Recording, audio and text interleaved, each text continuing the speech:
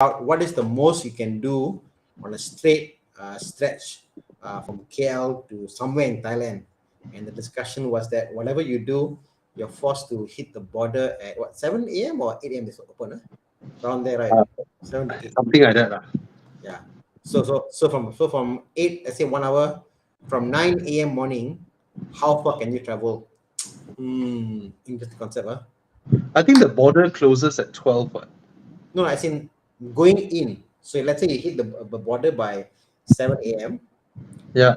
Then you can escape border 1 hour plus, So Mm. by 9 o'clock, leave. By midnight from 9 a.m., where can you reach in Thailand? How far can you go? Wow, Oh, see, 6 a.m. to 12 midnight. there we go. Yeah. 6 a.m. Yeah, So must, if must we plan to reach, hit the border at 6 a.m. yeah, I think after all the checkpoints, we can chill, you know. If you want to stay one more night here, stay one more night, lor. Mm, So, yep, we have the dates locked in for Evo Enduro. yeah. And if, What car to bring, Bobby? Yeah. sorry, What car to bring?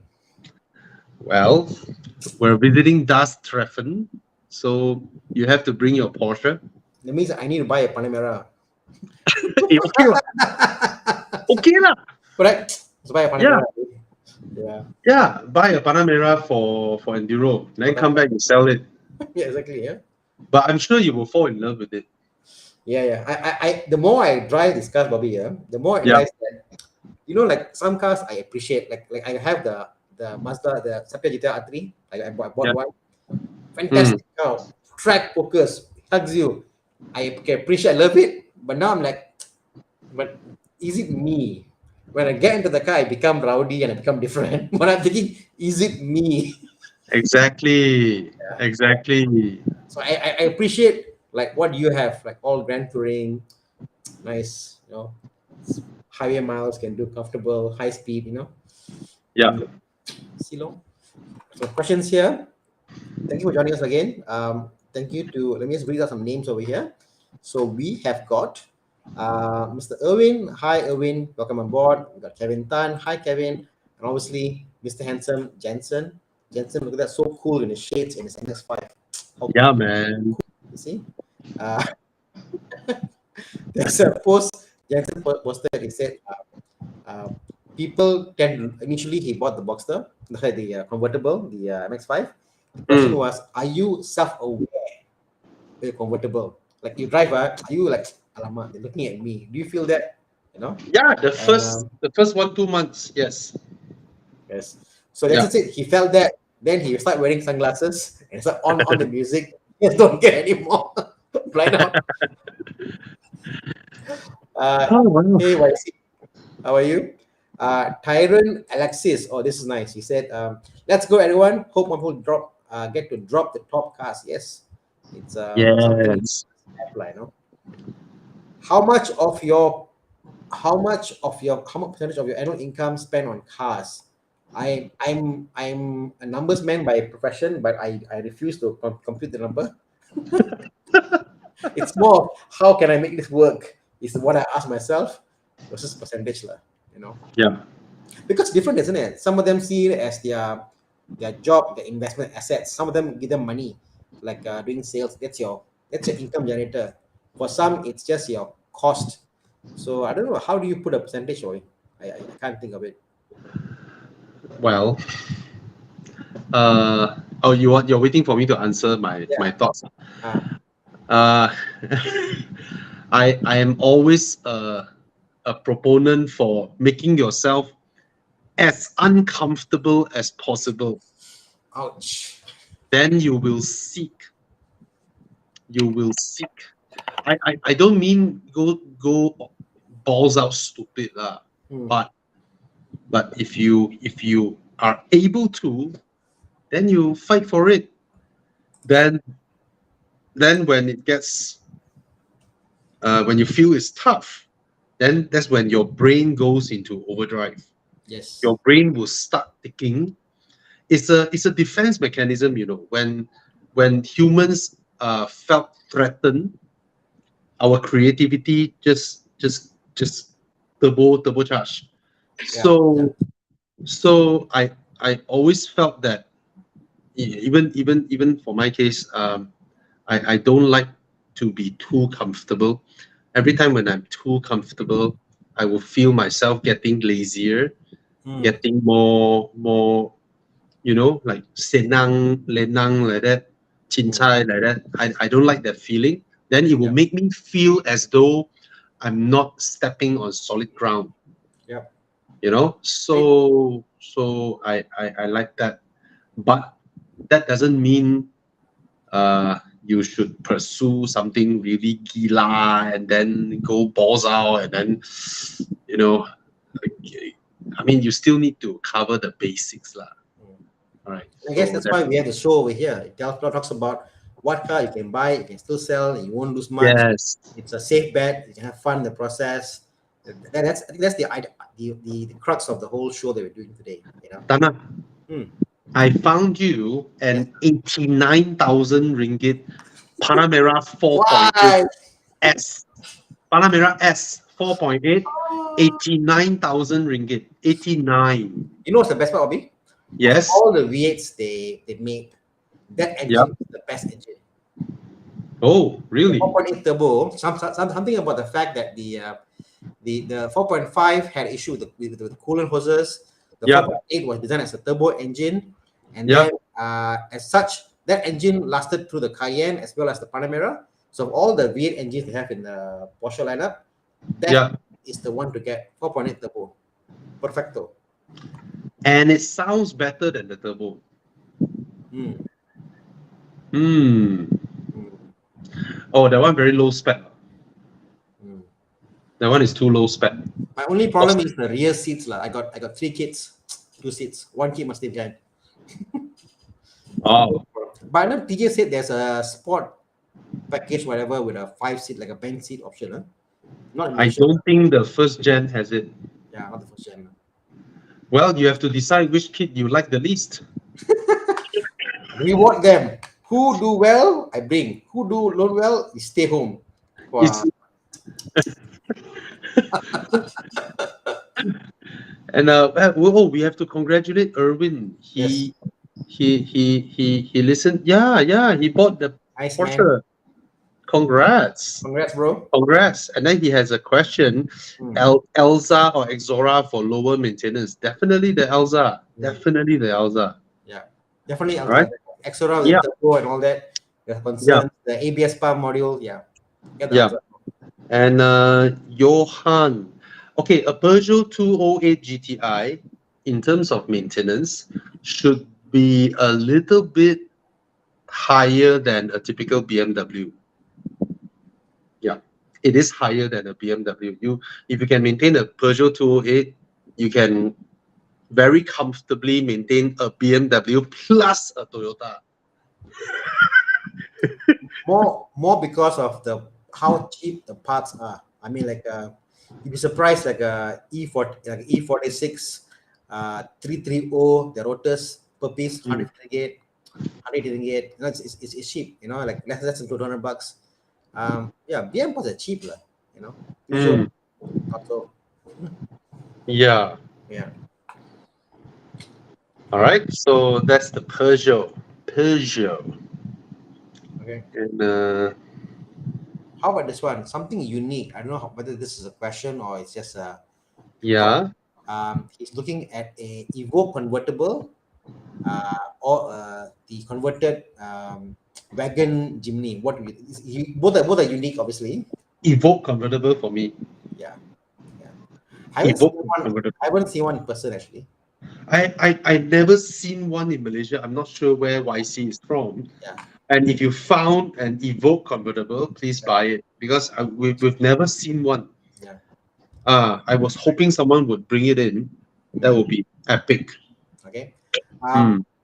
Back to what we're doing today. Obviously, Kim NJ asked, "Hi guys, explain step on buying a used car. First time buying your used car from a car dealer. Inspection what to look out for." So, Bobby, you want to do a intro to our Evo Club warranty system? Oh, of course, that is an option thing. Yep. So, I mean, we can talk about ourselves when we buy a used car, Mm. but I think Tana would be Yeah. So really, really well versed on this one. I guess buying a used car, first and foremost, I would say, establish the facts, like, engine number, all the stuff. I think establish that fact first, and then when you go to a car dealer, you're buying with trust lah, because you buy the car. If the car has issues, warranty and all that, there is a concern. Personally, if I was buying an old car, I would say I'm taking a risk. It's as is lah. Whatever the used car tells you, you got to assume the worst. You can do your Yeah. inspection, you go to a workshop, whatever, and do inspection, but you got to assume the worst. uh, Mm, but if you are the person buying a high value car, then I would say get the warranty. Like Evo Car warranty is there. It doesn't matter where you go and do inspection, get it inspected, get it checked out. yeah. We have, you can see that, 82 centers for service centers and 52 centers for your inspection. Checked out, and what that means is that if in the period you buy the car, the 1 year, at least you can extend the warranty. Why not? You are assured of it. Okay. So in terms of simplifying it further, Hmm. for someone with totally no knowledge about buying a used car, Hmm. so usually it starts online, right? You look through car lists, you look through Muda. Be very careful with Facebook. So all the scammers have sort of moved from Muda to Facebook. Carlist was the first one that has the verifying mechanism. Yep. Then all the scammers in Muda were scamming people, and then Muda also introduced the verification mechanism. So all the scammers are now in Facebook. Facebook is like a cowboy town. All right, people can post anything, claim anything there. Just be very, very careful. If someone asks you to drop a deposit before you even arrive there or seen this person or whatnot, right? Never. All right. So a very common tactic that scammers use is, let's say this car market price is 120,000. Most of them 120, 125. And then this guy puts up an ad and he puts it at 83,000. All right. He puts up a fake profile. He would have stolen pictures from other profiles. They make it look real, look legit. All right. And then they make it look like it's a everyday human being, pictures with their son, daughter, and all that, and then dress it up like a private seller. And then when you contact that person, whether the car is still available, they say yes. And then when you ask, can I see it on Friday or something like that? And then the person will probably tell you, oh, there are another 3% viewing it. Haha, right? Then now it makes you feel that, oh shit, I must get this deal. So that's how they play you up. So never ever drop a deposit over the air without seeing the person or the card. That's the first thing. Now, aside from any scams, you should uh, look at a few other cars. If the car that you're buying is very popular, they're everywhere, don't worry. Okay. And if you look at the prices that they are selling, let's say a BMW 320i, your budget is 80K, and then the 320i is 80K, the 328i is 93, 95K, right? You wanted the 328i. You can actually use your 80K budget and look around for 328i's and just go see them. Even if they list 90 plus, you can open your price 80. Try your luck. You don't try, you won't know, right? Just try. So once you found the one that you really wanted, wow, this one, I've seen the car, it's nice. The color is nice, the spec is nice, the the picture looks good. You've seen the car, everything looks well, okay, but you're not a professional. Then you can tell the dealer that, okay, I think I want this one. All right. What is the deposit? So let's say usually the deposit 3K, 5K is very normal. When they give you the receipt, make sure they write it there, refundable if your loan is not approved, or when during the inspection, something serious turns up. So what do we mean by inspection? Basically, it's an honor thing, it's a trust thing, like what Tana said. If you tell the dealer that I want this car, okay, so the process, first thing is, while you are processing your documents, you pass your documents to the dealer. So you pay them a deposit. That means you're serious. Then only they start doing the work for you, right? Process your documents, submit it to bankers and all that. They will do all those things. And then also issue you a receipt and all that.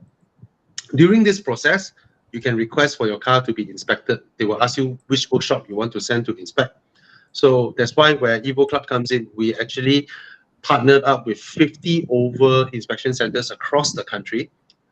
And these are independent. They have no business dealing with us, except for the fact that through our extended warranty partner, these are sort of like bigger, more established workshops. And send the car over there. If the dealer is not willing to do the inspection, you can walk off the deal. If the car is popular, okay, then the car sent there. If they check everything, they tell you things like, oh, the bushing is cracked, or the suspension is worn out and things like that. You can actually tell the dealer these things are there. Would you want to, would you be fixing it, or you yourself have to judge? Do I want to buy it with these things, or the dealer will fix it up, or how? That is upon negotiation, because if the car is 80K, you pay 100K, of course the dealer will fix a lot of things for you, right? But if you squeeze the dealer until they have no more margin, right, they're not going to fix anything. It's buy it as it is. They will tell that face to face to you. And but these are considered nothing serious. It's a used car at the end of the day, provided during the inspection this car is flooded. It's a flooded car. If the dealer tells you, oh, it's not a flooded car, but they managed to check it's a flooded car, or it has been in an accident, or the gearbox big major failure or whatnot, then you can withdraw from the deal. Usually that's the case. For if not, then you have to honor that you pay them a deposit. And if your loan is approved and you don't want the car, they have the right to forfeit your deposit. It's only fair. All right. So that's roughly the process. So once you are done with it, if the loan is approved, then the rest of it, the dealer will take care for you. They will meet you up with their runner in JPJ and then get the thumbprints and all that.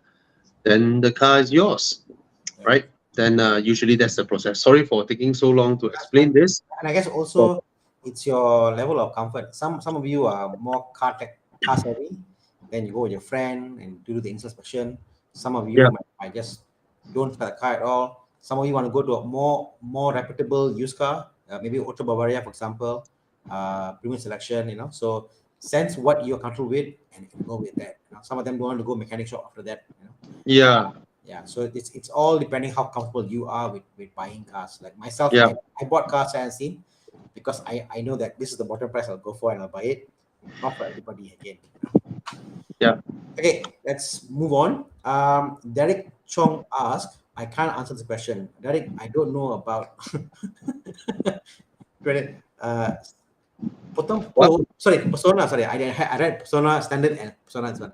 Yeah, so a Persona and a Honda City. Persona we've driven. I've driven it. They are two completely different price point vehicles, right? It's totally different price point. So, yes, but I guess space price is I guess the Persona interior is not as nice as the newer Honda City. Cannot fight lah. I mean, nice. Yeah. I mean, there's just no challenge here, right? The City is more refined. The engine is more advanced. Even more the fuel efficient. Yeah. I mean, the CVT also, but the thing is, there's just no challenge. I would say the Persona is a product of the previous decade. Belongs to the previous decade. Yeah. Okay. So the only reason you're buying it is to save money from what is a B segment car, right? It's quite big. The car is quite big. So yeah, but for people like us, these type of reliable cars, we will never buy new. All right. Check out the prices of a 2-year-old Proton Persona.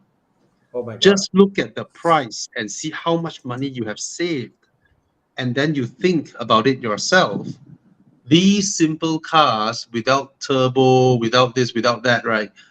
How wrong can they go 2 years down the road? And look at the savings you can get, right? You almost save 20,000, from what is a 50, 60K car, it becomes 30 plus. When a Persona is 30 plus, right? Then a 80,000 Honda City cannot challenge the Persona anymore. It's 50,000 difference. Wow. You're And only buy that, paying 30 and buy plus. that plus another car. Yeah, you see, 60 plus. Okay, for a 2-year-old, it's 60 plus K. So it's 30,000 ringgit difference. So that's a huge difference.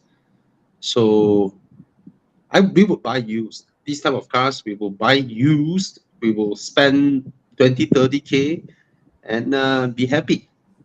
Yeah. So Zulkifli made a good point about the Electra. Obviously, people are buying it, and people are buying it without if, test drive lah.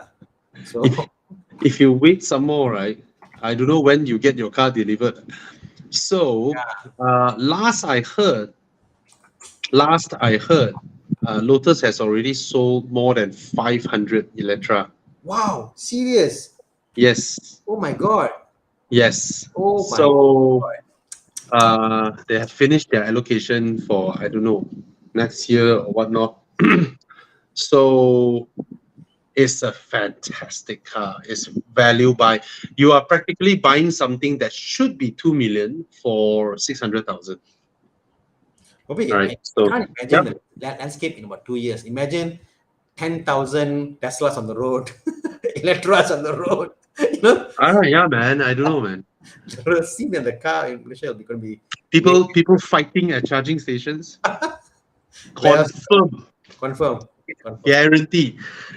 Okay, confirm. Tell you the People here fight for car park. Chop chop. Can you imagine for this how they'll fight? Uh, I mean, basically put it this way, right? If you think about it, um, let's say your neighborhood, right? neighbor what? Your neighborhood, Hmm. let's say a 5 kilometer radius from where you stay, Yep. roughly how many petrol stations you can think of, right? Um. And then you combine how many pumps there are, Hmm? and then think about in the EV era, you need probably triple of that amount to keep the same number of cars around your neighborhood, which are in EVs, to run around. So I really think that the government, right, should allow private chargers be installed, be it landed or condo. No amount of AC chargers can handle Say public again. chargers. Why do you say private charges? Is it not allowed now? In condos, Hmm? okay, a lot of condo management just go ahead and install them. All right. But some condo managements who are very scaredy cat go and ask this, ask DBKL, ask Bomba, ask this, ask that, and then everybody gives you all kinds of reasoning. You know, Bomba said that, the EV chargers should be installed on ground floor because our Bomba vehicle can reach. Nonsense. Every house have natural gas pipelines. Yeah. How's your Bomba gonna reach? You know, Why the why 40th Bomba floor. why Bomba getting involved? Exactly. Right. Everybody, without supported by relevant knowledge, Hmm. tries to exert their authority, like how typical Malaysians are. Hmm. Right. So, and then all these mixed messages, because I tell you, public chargers, right, shouldn't even be AC chargers. It doesn't make sense, Yes. right? Yes, you're Yeah, right. it doesn't make Oh my sense. god, I don't understand why the AC charges are in public spots. Oh my god. Yeah, you are occupying public space for something that doesn't solve the problem in the shortest time possible. Imagine parking the car there for 6, 7 hours. Doesn't make sense. Hmm. So public charges must only be DC. It must be DC. Otherwise, there's no reason, Um, of course, parking lots is different, right? Yep. If it's in a parking lot, the cars can park there. I mean, if a car is parked there without charging, it's going to occupy it anyway. Yep, true. But what I'm saying is, they're talking about, in Europe, they have roadside public chargers, Hmm? roadside by the streets. Yes, yes. These types should all be DC. The Shouldn't one be AC. I've seen in UK, they've got light poles. On the Yeah, light pole, every light pole, there's a yeah, plugging port. You can plug it in. yeah. Yeah. So I don't know, man. I mean, it's new to our country. Let's see Mm. how things goes. Usually, in a free market economy, everybody will Oh, yeah. introduce their stuffs, Lambo and it charging takes some points. time. It will take some time Mm. to gradually, sort out. I know a lot of those public chargers are ACs, but I'm just saying that it doesn't make sense. Yeah. You know, yeah, What my friend, I mean, our mutual friend, Ruma undervalue, our Lambo friend, he yeah. thinks that landed houses prices are going to go up because everybody wants an EV. Well, How true lah. So, maybe in more outskirt areas, probably, yeah, but outskirt areas you don't get condos anyway. yeah. Because in the city area where most condos are, the how the prices of landed properties is so much higher than you know Mm. than condos and all that. So Sin Yong from Singapore, 4 EV owners every day I come home they're charging. I imagine a fist fight if there's a few more EVs, and that is Singapore. Cars are expensive there, right? In my condo, I believe the moment we start installing the chargers, we will see 30, 40 EVs turn up in 2 months. Mm. Yeah. So So, anyway, I am someone who believes a daily car should be an EV. mm. So So yeah, question about the Model 3, if it was 160, too impossible. bad for Civic. I mean, it's not the same comparison, right? End of the day, the CX-30 is way better interior comfort wise than a Model 3. I feel, you know. No, the thing is, I don't know what's our government's policy also. I don't see how our country benefit from not taxing EVs, Mm. from free road tax and all that, right? It's not like we have a buzzing EV supplier, local assembly, manufacturing thing going on. I don't see that yet. So I'm not sure, you know. It is not like our fuel here is hard to come by. It is not like Yeah, we the people in KL cannot even breathe the air because it's super polluted. It's not like yeah, we're nearby. It's not like we are in Beijing, whatever. I yeah, see. Yeah, I yeah. don't see it too. And the moment it is all tax free now, Mm. how can the government turn back and earn revenue from taxing Mm. vehicles? Maybe the government wants to wean itself off the Subdue. income from excise duty and earn actual money from proper investments and industries and all that, instead of just taxing the consumption of local residences. Because at the end of the day, money flows. If we spend more on cars, we spend less on other consumer goods, right? It's all about disposable income. So if True. we have more disposable income, we can benefit the restaurants, we can benefit the local products, local industry, hotel, traveling, and all that. So that is also one way of thinking about it. Instead of all your money locked in one purchase and you benefit few, right? While you have more disposable income, you can spend your money and benefit more industries. It provides more job opportunities, and the government have more avenues to earn their taxation from people creating businesses that benefit from the the newly liberated disposable income. Probably that's their long term goal, but I think that's too long term a strategy to survive the next election. Yeah. So, our thoughts on taking credit from the car dealership versus going to the bank. Um, I mean, if you can avoid it, I would say. I mean, no point taking the credit loan from the car Why dealership. you want an in-house loan from car dealer when you can take a personal loan, Yeah, yeah. right? You have control over the personal loan, lah. So get a personal loan. Yes, and the best part about getting a personal loan to buy a car, when you lapse your payment, They can't tell there's you. no tow truck. There are no tow trucks waiting for you. Yeah. If you take a car loan, right? The moment you skip one or two payment, right, the repossessors will be biting your ass, following you. Is crazy. So I don't know why is it such a big taboo to think that, oh, when I take a personal loan to buy a car means I don't do well, I'm lousy. Hey, No, personal loan is it's good loan is way. loan. Loan is a At the loan. end of the day, you and your car, when you take a car loan, both of you is hedged on the loan.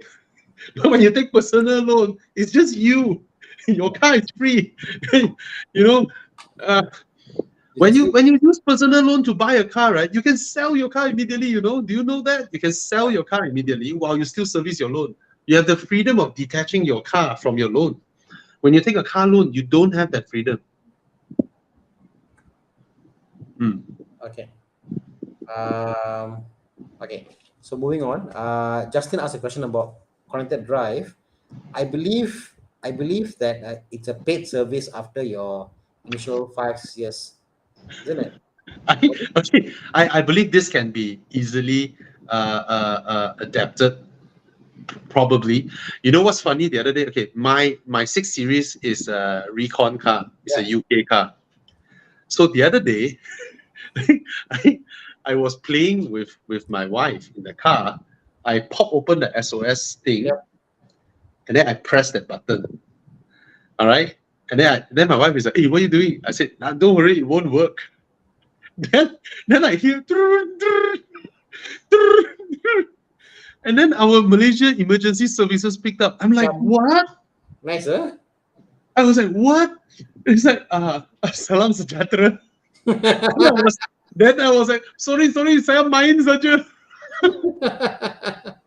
Not bad, huh?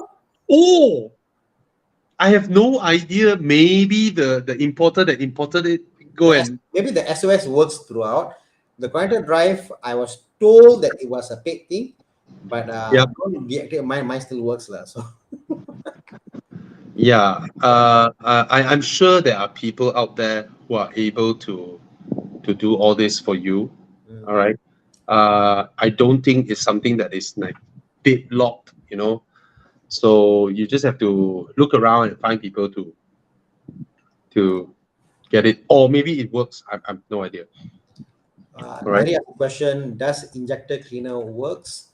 I can tell for a fact I've used few products and they do work like but overusing it does affect your O2 sensors. Like you can't do this like every pump you do. If you do it, your O2 sensors will actually fail. So is your plugs. So you can use it periodically. That's fine. Yeah. Yeah. Yeah. Um, They have to work. You know, yes, it's not rocket science. It's not rocket science. It's yes. just what chemical works on what. That's It's it. just it's just Yeah. rocket fuel, not Yeah. rocket science. Yeah. It's not rocket science. It's not rocket science. Yeah. Yeah. Okay.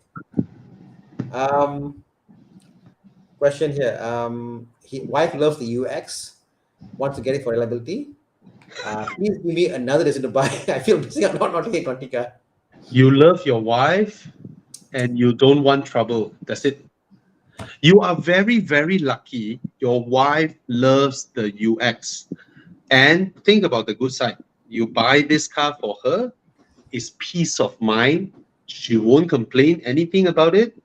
You know the car works every single day, reliable, and you also know the car doesn't go very fast.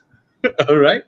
And yeah, I just recommended one of my condo neighbors to buy the UX, you know, because I mean, she works, she goes KL, JB all the time, drive a lot, and she currently has the previous generation Mini Countryman in and out of workshop. She cannot take it anymore.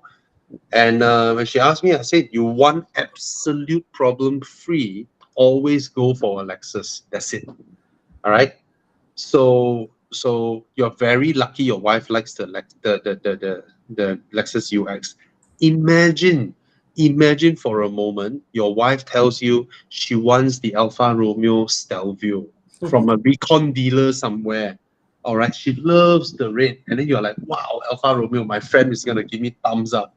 All right, the moment you bought the car, the check engine lights and all that. Every workshop doesn't have the diagnostic machine, and then one day maybe she's stranded, because maybe she can't open the fuel cap, or she can't open the bonnet, or the fuel, or the throttle. That's the thing. Imagine she likes that. You're gonna have a lot of trouble. All right. Yeah. The thing, he says, my wife's first option is the Mini, but Wow. bumpy as hell. Yeah, lor. Always, if it's for your wife, just listen to her. Happy wife, happy life, bro. And then you tell her that now I got the car that you love. It's Right? time for my turn, right? Yeah. That. Price wise, whatever, it doesn't make sense. But when your wife likes it, what can you do, Mm, right? Right? okay. Yeah. Uh, People say we stay in a patriarchal society, but actually, men exist to serve and protect women. That's it. correct. We're Correct. not here to Have subvert you women. have you watched the new Barbie movie? What movie? Barbie. What are the chances of me watching Barbie in the cinema, bro? I watched it with my kids. It's It's a nice. it's actually a very deep, thought-provoking movie. It's about male patriarchy, whatever. So you should watch it. Nice. It's good. Okay. Okay. Okay. It's not a stupid movie. It's actually a So very it's thought deep. provoking, That's right? correct. You should think Unlike a lot of it is unlike about, Mission Impossible. yeah. It's a lot of it is about concepts. It's about why this, why it's very messages are very hidden messages. It's Nice. done very beautifully. Okay, I'm Good. gonna watch it. Watch I'm yourself. gonna watch it then. And Watch instead yourself. of watching, I don't watch all the Marvel, Transformers shit, Yeah. Fast and Furious shit. Yeah. All Yeah. those you go into the cinema, you switch off your brain, and then it's just boom bam, bim bam, boom It bam, makes you bom. think like a movie. Put this way. So Yeah, yeah. I like this type of movies. Yeah. Okay. So okay. So coming back to Anantila talks about Sonata 2020 130K. How much brand new back then? Brand new was what one? Wait, was less than No, 200K, right? No, less than 200K. yeah. So it's so expensive still. Price didn't drop that much. 3 years. Ui, Oh, okay, yo. wow. Oh, Okay, 2.5. wow. Look at it. So this Yeah, is high spec lah. yeah. And then Yeah. you buy this, right? And then you buy this, and then you change to Wow. the new. You change the front to the new facelift. Beautiful lah. Have you seen the facelift, Tana? No, I haven't. Oh, Chiyang, let's fire it up. Hey, we have No, more I had a space Sonata tonight, before. Chiyang. Let's put you out here, Chiyang. Come You on, know, I had a join Sonata us. before. I had the EF. Yeah, Yeah. we'll wait for Chiyang to show you the facelift. So you Wow. buy this one, you can facelift the front. Yo. Look at that, bro. Look at that front, bro. Look at that. That is some proper design, bro. You know why? Because their lights are always has been the bottom one, on the bottom corner is a headlight. So Yeah, yeah, it makes sense. I tell you, Hyundai designs is I'm so amazing. sad for people like Audi lah. Sorry to say lah. And looking at their designs like Hyundai. Yeah, they just repeat and repeat and rehash Sorry, and bro. rehash. It's nice. Whereas Hyundai is making like wow, smash hits after smash hits are their design. Really, right? Oh, Oppenheimer, definitely I want to watch. Oppenheimer, definitely. There's a talk. What do you watch first? They call it Oppenheimer. So Yeah. so do you watch Oppenheimer then come back happy with Barbie, or do you watch Barbie first and then watch Oppenheimer? So debate is on. I'll watch it next. I'm watching that next. Okay. E60. Okay. Question of M54, M52. Prefer 3-liter engine or keep more cash for M50? I mean, the pricing for M54s are cheap. I think can get for 20 plus, 25. F10 cheapest what? 50K cheapest? I don't know. How much is the cheapest? F10 is about 50K like cheapest, I think. 50K. Definitely F10 is miles ahead. Like, it's a different feel altogether. E60 to me is a bit of a guzzler. The 3-liter. Can you buy the 520i? Yeah, 50K, 5 to 3. Yeah. Huh? Can he get a 520i? 520i is newer, right? The F10 520i. Not 50K lah. It's 57 lah. More. It's more lah. It's newer. Yeah, it's about 50K. And then the E60 is what, 40K?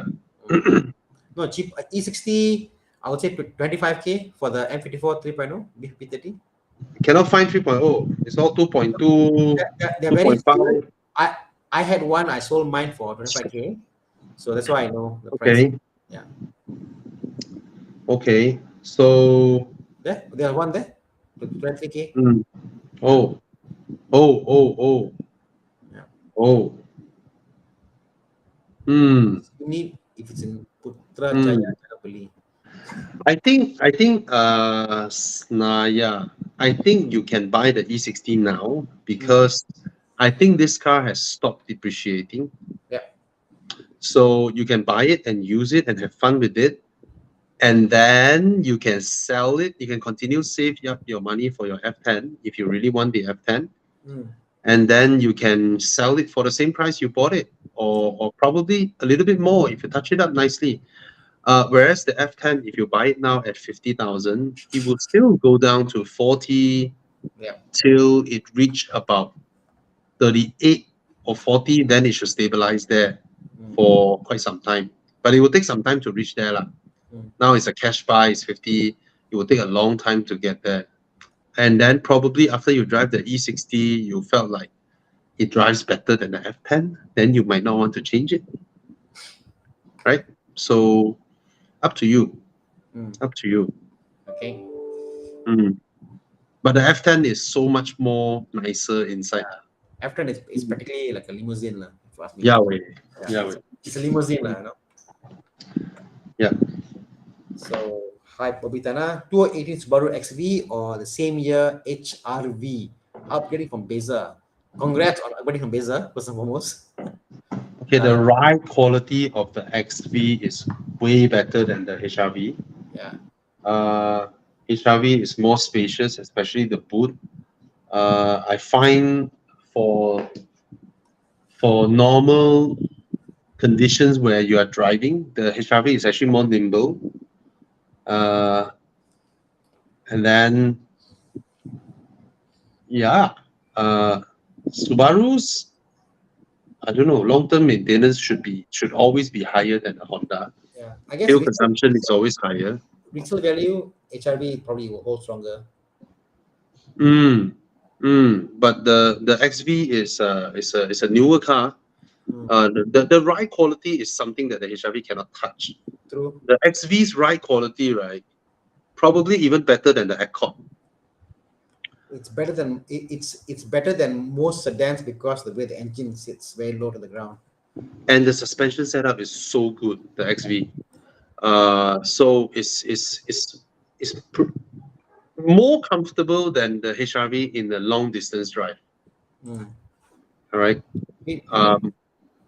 But the HRV is more practical. To me, the HRV I like because I like the way the Subaru drives, but the HRV has one thing which the way the seat folds back to put stuff in. To me is I see a Subaru XV as something I'll use for going on session, driving long distance, comfortable. I go to come back. All the driving stuff, fantastic. HRV I see as you want to buy a Myvi, but you want something better, something that can go street driving, comfortable to drive, sit down, can put stuff in, So to me, I see HRV as a better premium Myvi, and the Subaru more of a long distance driving kind of drive, So that's how I see those cars. But yeah, both are excellent choices, Yeah. Kim NJ asked about Mini. I surrender. R60 Mini Cooper 1.6 S Countryman. What is R60? I need to Google, Bobby. I'm not a Mini person. What is R60? Countryman? R60? Yeah, Countryman. Oh, it's Countryman. Oh. Well, I just mentioned that my neighbor had one, and it goes in and out of the workshop. But I used to have a Mini as well, same engine, and mine is all right, even though there are stuffs like, pulley or bearing slipping, creating knocking on the engine, things like that. But of course, me being a car guy, I detected it immediately. Get to the workshop, get it fixed instead of prolonging the problem. A lot of people, right, when they drive their cars, right, they thought, oh, the car is already 6, 7 years old, having some rattling coming out from the engine is normal. No, that is your engine on the way to self-destruction, Yeah. right? Never ever drag your maintenance. If your car feels slightly different, something is wrong, send it to the workshop. Don't prolong it. Most of the time, it's the prolonging that resulted in one thing leading to another. All right. So I think with proper maintenance, this car is, I think it's okay.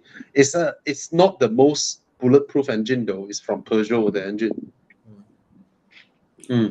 One thing people forget is like, I mean, I had a lot of cars lah.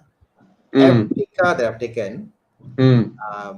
with proper upkeep, parts replacement, all that stuff, the Yeah. car can be made to almost 99% as it was brand new, the way it drives. Forget the interior, all that, like, no?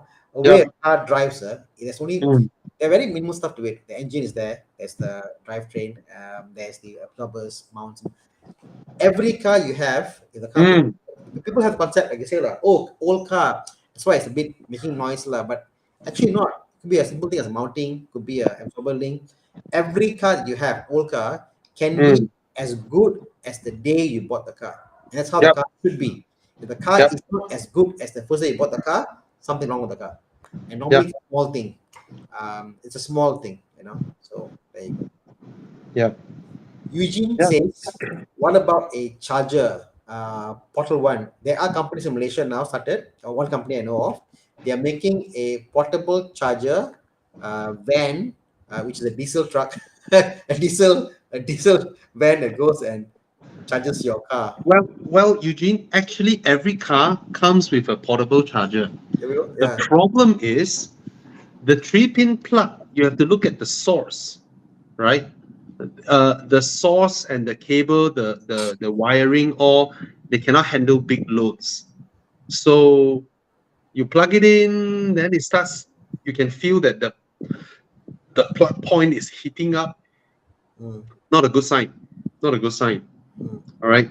That is when trouble happens. People simply, of course, some EV cars chargers they come with like a regulator or something.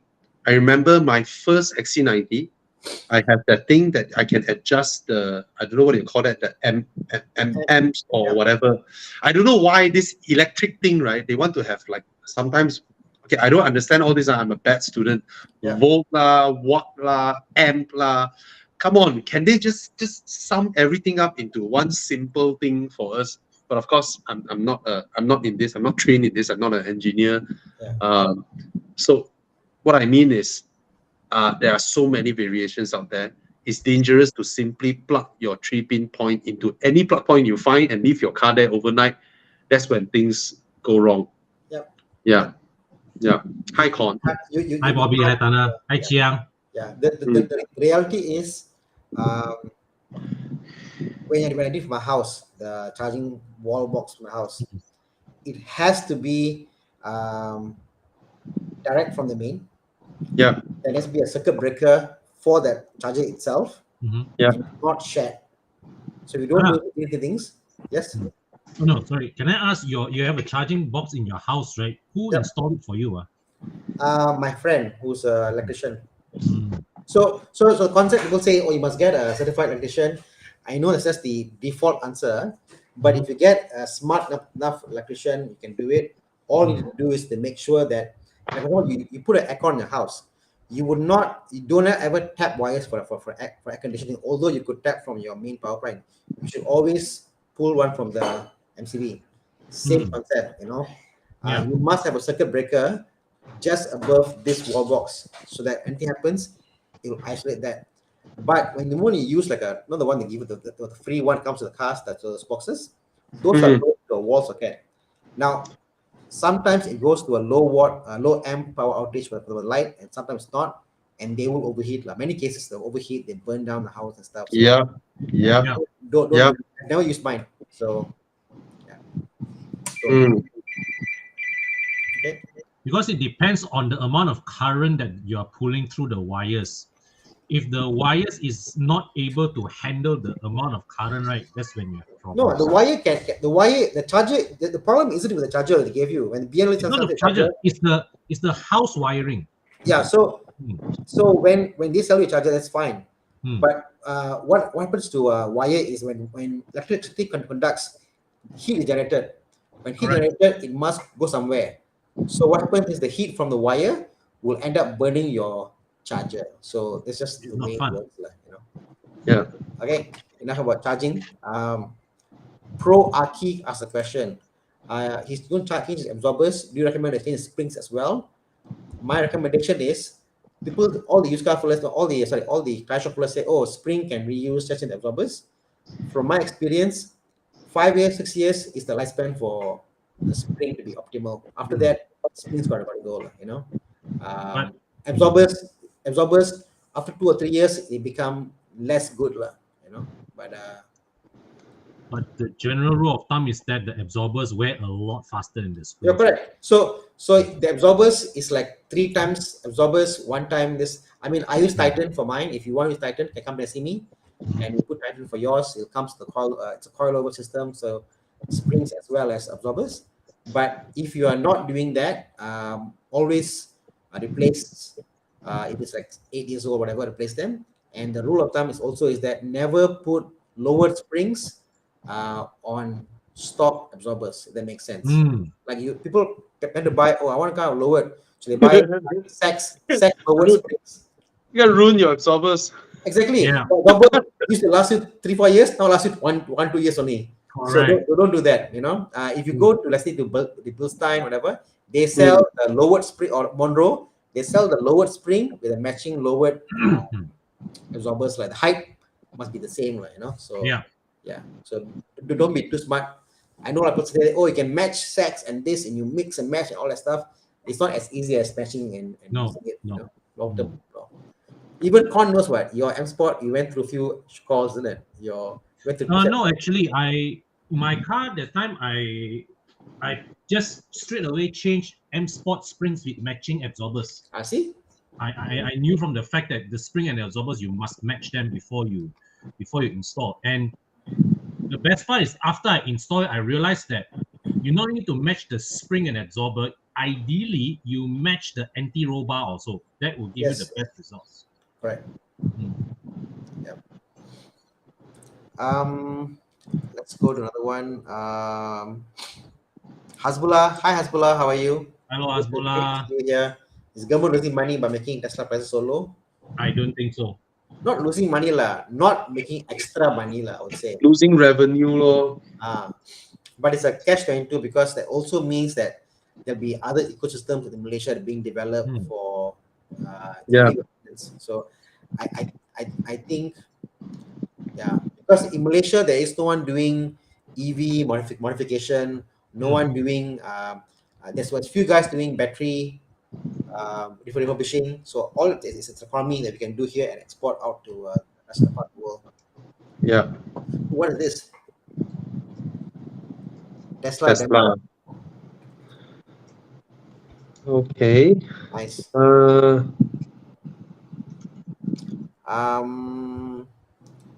Louis Wong asked about the Tesla Y 199K.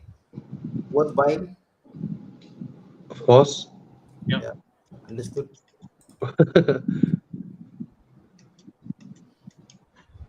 What else? Okay. 15,000 ringgit for a uni student. What would you buy? A first gen Myvi or a Civic EG? The problem is, uni students, Do you have most of you don't drive really well, right? I mean, serious. From us uncles, immediately we can tell, Ouch. you know, if someone can drive or cannot drive. We don't mean whether you can corner or not, you know. We mean whether, on general terms, you get into trouble or not. Yeah. A Myvi, okay, first gen, I don't know, but it's a modern car nevertheless. I'm not sure if you guys remember, I think a month ago or 2 months ago, there was a Honda Civic EK. EK is newer than EG. There was an EK in some of those, I don't know, Terengganu or Pahang back roads that went into a head-on collision with Alza, first generation Alza. All right. The Alza actually destroyed the Civic. The Civic was cut into half. Wow. Whereas the Alza just have its crumple zones crashed in. Okay, it was a serious accident, but the Civic was sliced half, not this way, half like that. Yeah. So now you know modern cars, right, versus an old car like an EG or an EK, right? A modern car will destroy these old cars. Yeah. Right? No matter how you're knocking on the metal fields, it's the signs of, you know, the crumple zones, blah blah, everything. And, That was a crazy accident. Yeah. I'm there's not one- sure with this one. Yeah. It's a black color EK. and there's Anyway. one more, and there's one more factor to Bobby's equation. Mm, The modern car is better design in terms structurally better design. And yeah. also the older car, don't forget, because of that, 2-3 decades of usage, right, has a greater degree of metal fatigue on the body. Yeah. Mm. So I actually have a friend who died in a Civic EG. Mm. He was in between a wall and a tree, and I think the gap is like 2 feet, just 2 feet across, and the whole EG just went through that 2 feet. Yeah. Like, yeah, like how you would, a plastic bag, and then you give a small hole, and then you pull the plastic bag out the other end. Oh my god. Yeah, Scary. yeah. All right, so yeah, we're all for enthusiast cars, but if you drive safe, by all means, okay. Just bear in mind the fact that Bobby pointed out about safety. That is very, very legit. Yeah, I always encourage people to buy enthusiast cars. You know, but the reality is there. Okay. Watch out for that. Yes. Yeah, be careful. Sherman asked, thanks for the perspective. The question is, can I see this? Yes. Okay. Check out for MX5. Yeah, you got our club members, our Evo club centers, but I guess Desmond knows a lot about MX5, isn't it? Because go see Desmond of Kalo. Yeah, but if it is to a workshop to check the condition, blah blah, everything, you know, you can just look up Evo Club extended warranty and then look at the list of workshops there and then get it inspected. Okay. Okay. Yeah. Kalisa Hero. Okay. Looking for a friend, has a new child on the way. He's 180. Who's 180 here? Bobby here. Bobby's the closest. New Civic or Subaru XV to replace the aging Persona. 7-year-old Persona. You know, when you have like all this stroller, all this stuff there, I like a SUV because the load, when you load stuff in the back, it's easier to load in an SUV versus a sedan because it always goes in and then so just for the fact we a lot of bags in and out, I would go for an XV crossover or SUV versus a sedan. Don't be surprised the XV may have less boot space than the Civic. Oh yeah, I mean, it's in terms less. of loading, correct. Less. But I get your point, Thana. The loading aperture is better. The frequency of load is higher. You take out more frequent when you're kids versus without a kid. So that's my only thing. Like, I would like a bigger SUV with big boot space, but actually small and huh? Actually, small. Very small boot. Very small. Yeah. Maybe if you can make it work with a Civic boot, then I think it's fine. But because XV is like nothing at all. I would prefer something with a larger boot SUV. I can put in and take out solar. Actually, I can't argue against the HRE on this. Yes. On this. Close the back and then you have it, or an S-Max. Honestly, yes. S-Max perfect. There's somebody was asking me my opinion of our first gen S-Max for about 20 over K. I think that car was somewhere in your neighborhood where I look at the pictures. Yeah. There you go. Okay.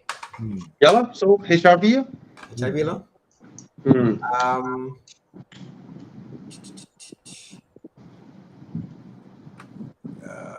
Wong Fei Hong says Chiang must also ask some questions. Yes, I agree. Okay, Yeah. let's put a question to Chiang. Let's pick a question about Chiang. Sorrento or Santa Fe?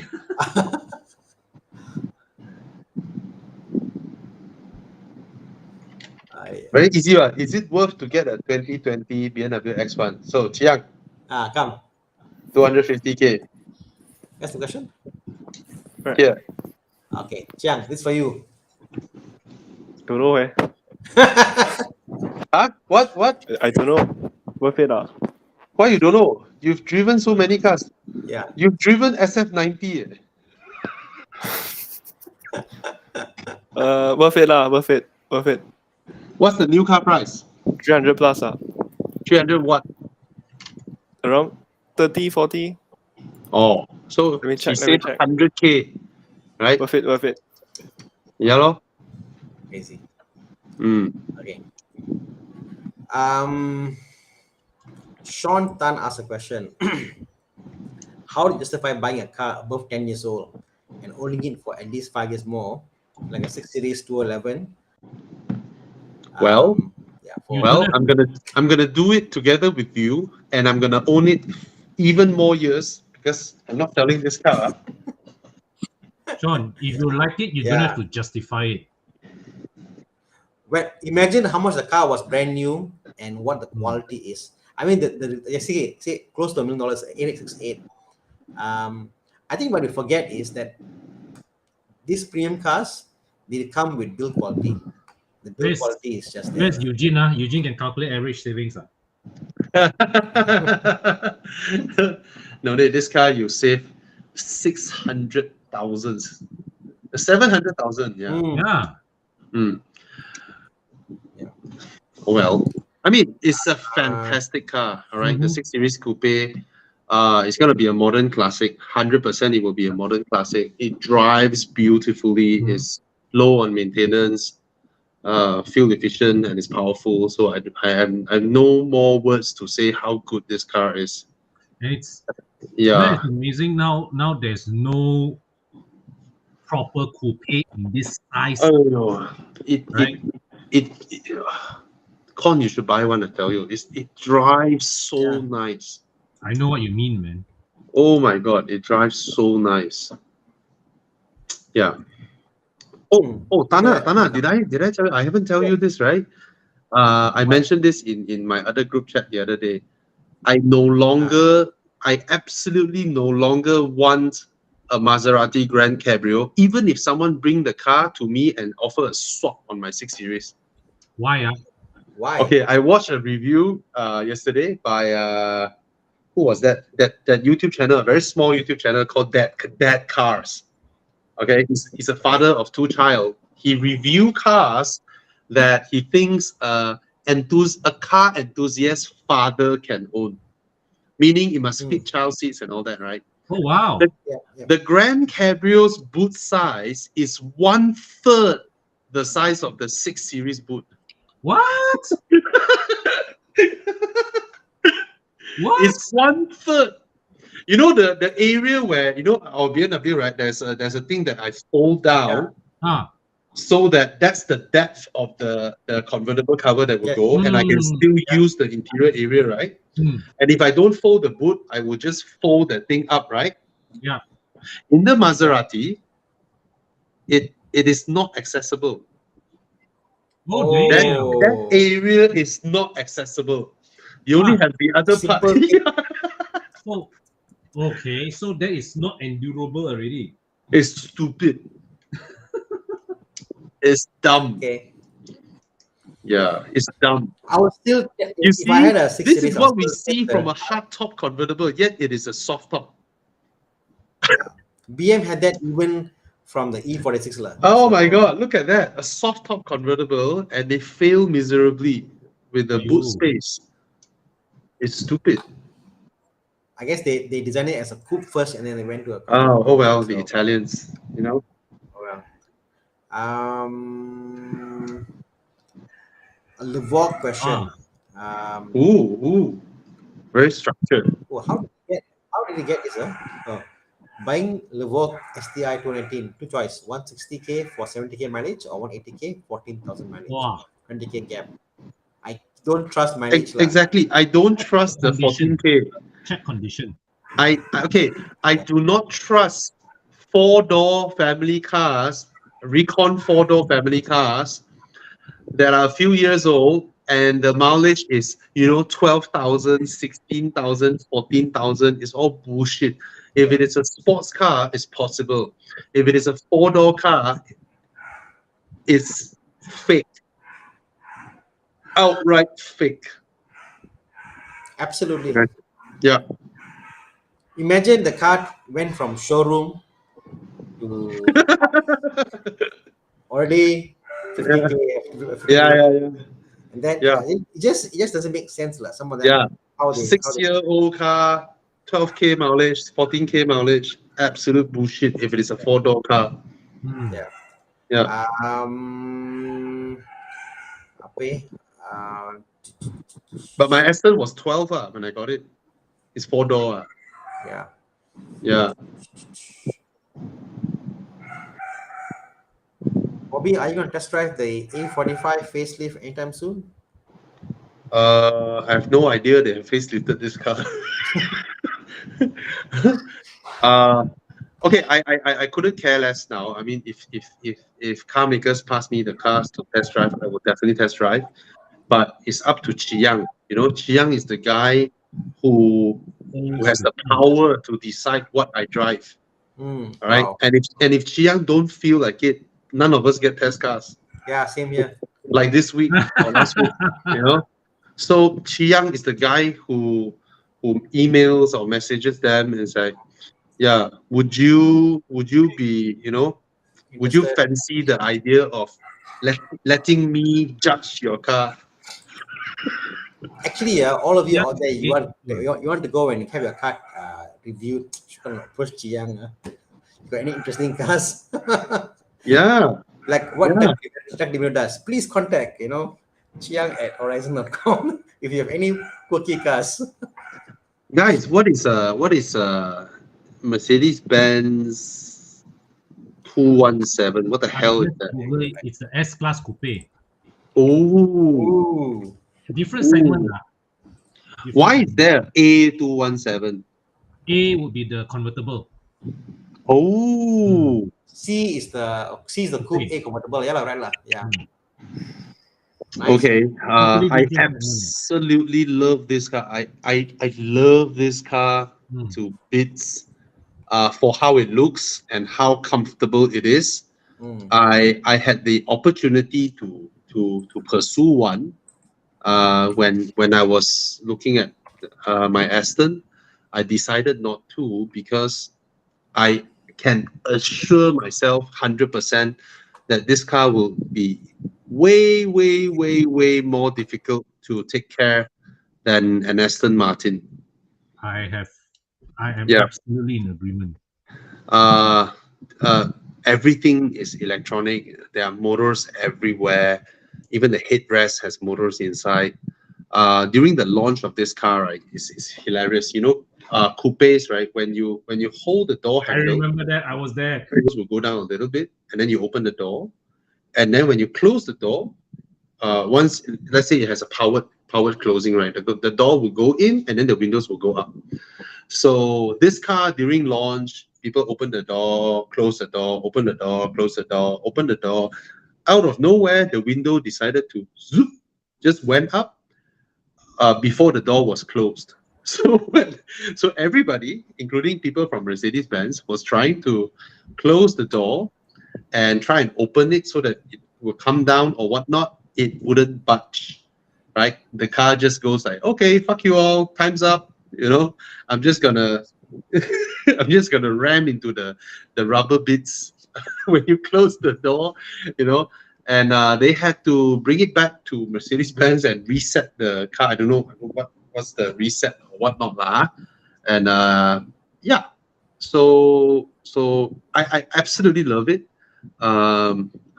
It would be it will be the Mercedes-Benz that I would want to buy, that I think I can remotely afford when I could, because everything that I can afford, every single Mercedes that I can afford, are not, in my opinion, not good Mercedes-Benzes, because I see Mercedes-Benz really high up. I see them there, and all the Mercedes I wanted, I cannot afford. SLS lah, and all that nonsense, I just can't afford. So, yeah, it is above the 6 Series by far, but it doesn't drive half as well. Yeah. The 6 Series is closer to to being a competitor of the E-Class Coupe, actually. Yeah, yeah. But then the demeanor of the car when you drive them, the E-Class and the 6 Series, they're very different. Yeah. Very different. 6 Series will feel more like the older generation, the CLS, Yes. the CL, that type of, really nice, have that kind of feel. Whereas the E-Class feels like a extended wheelbase C-Class like that, instead of a shortened wheelbase S-Class. Yeah. They really make Mercedes really make sure you feel the difference. Yeah. It's nimble and nice though. Yeah, this is the interesting one. So a lot of people are buying the Tesla Model 3 and the Model Y.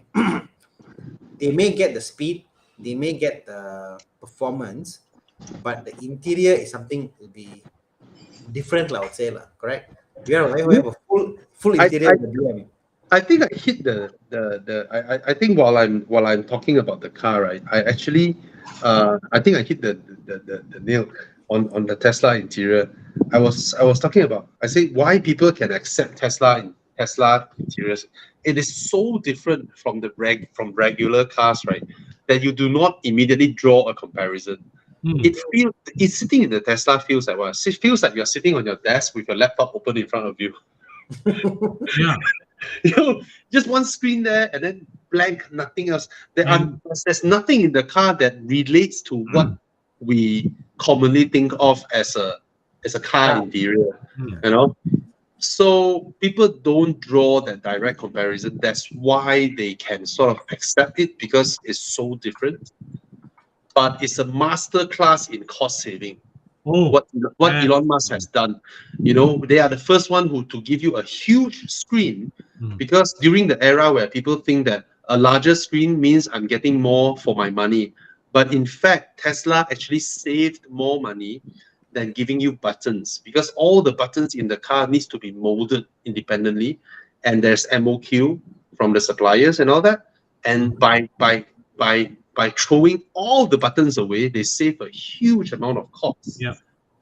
Yeah. And for screens, right, a 21-inch screen versus a 15-inch screen, the cost difference are negligible. It is completely negligible when you order masks from China. Yeah. And the best part is that it's just one screen. It's the same screen regardless of what option box you take. So the car maker don't need to bother whether it's a blank button or an actual button there. Yeah. You know what way? You know what interesting about Tesla? Tesla don't have buttons, right? So guess what the aftermarket scene has made? They're selling buttons for Teslas. Thana, your computer is confirmed hacked. Why? Your computer is hacked. Why? Or you're trying to show us something. Oh, shit! I thought some porn website that you sent into our private chat. So they're called sexy buttons because Model S, Model E, Model X, Model Y, and it's a button you can buy. You put in your Tesla, link to your Tesla, and you can make it to full mirrors and do all that stuff. You can program it to do whatever you want. They call it sexy buttons. It's all via Bluetooth, right?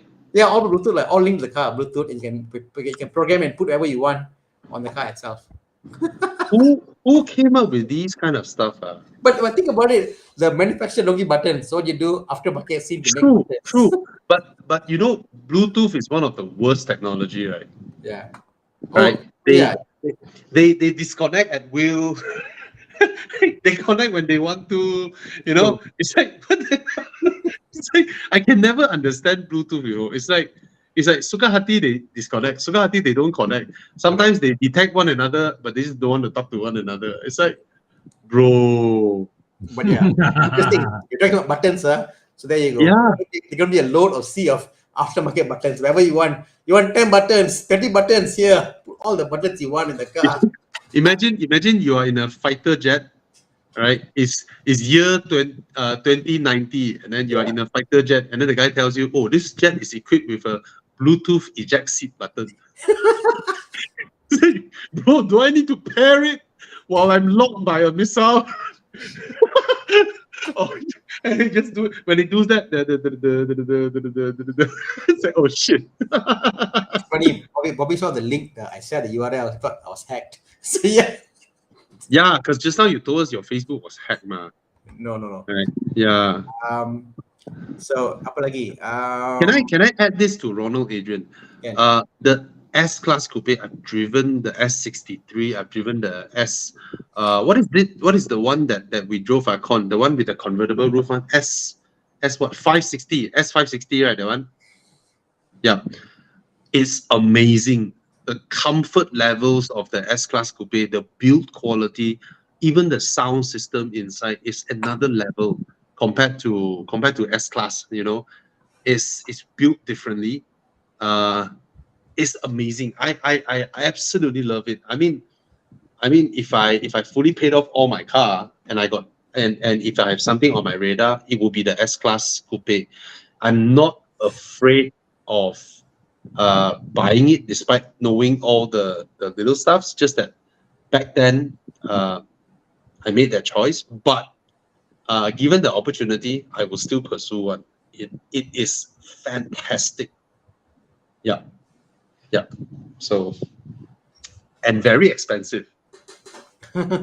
Yeah, the used car value is crazy. Yeah, I mean, it looks so different than any other car.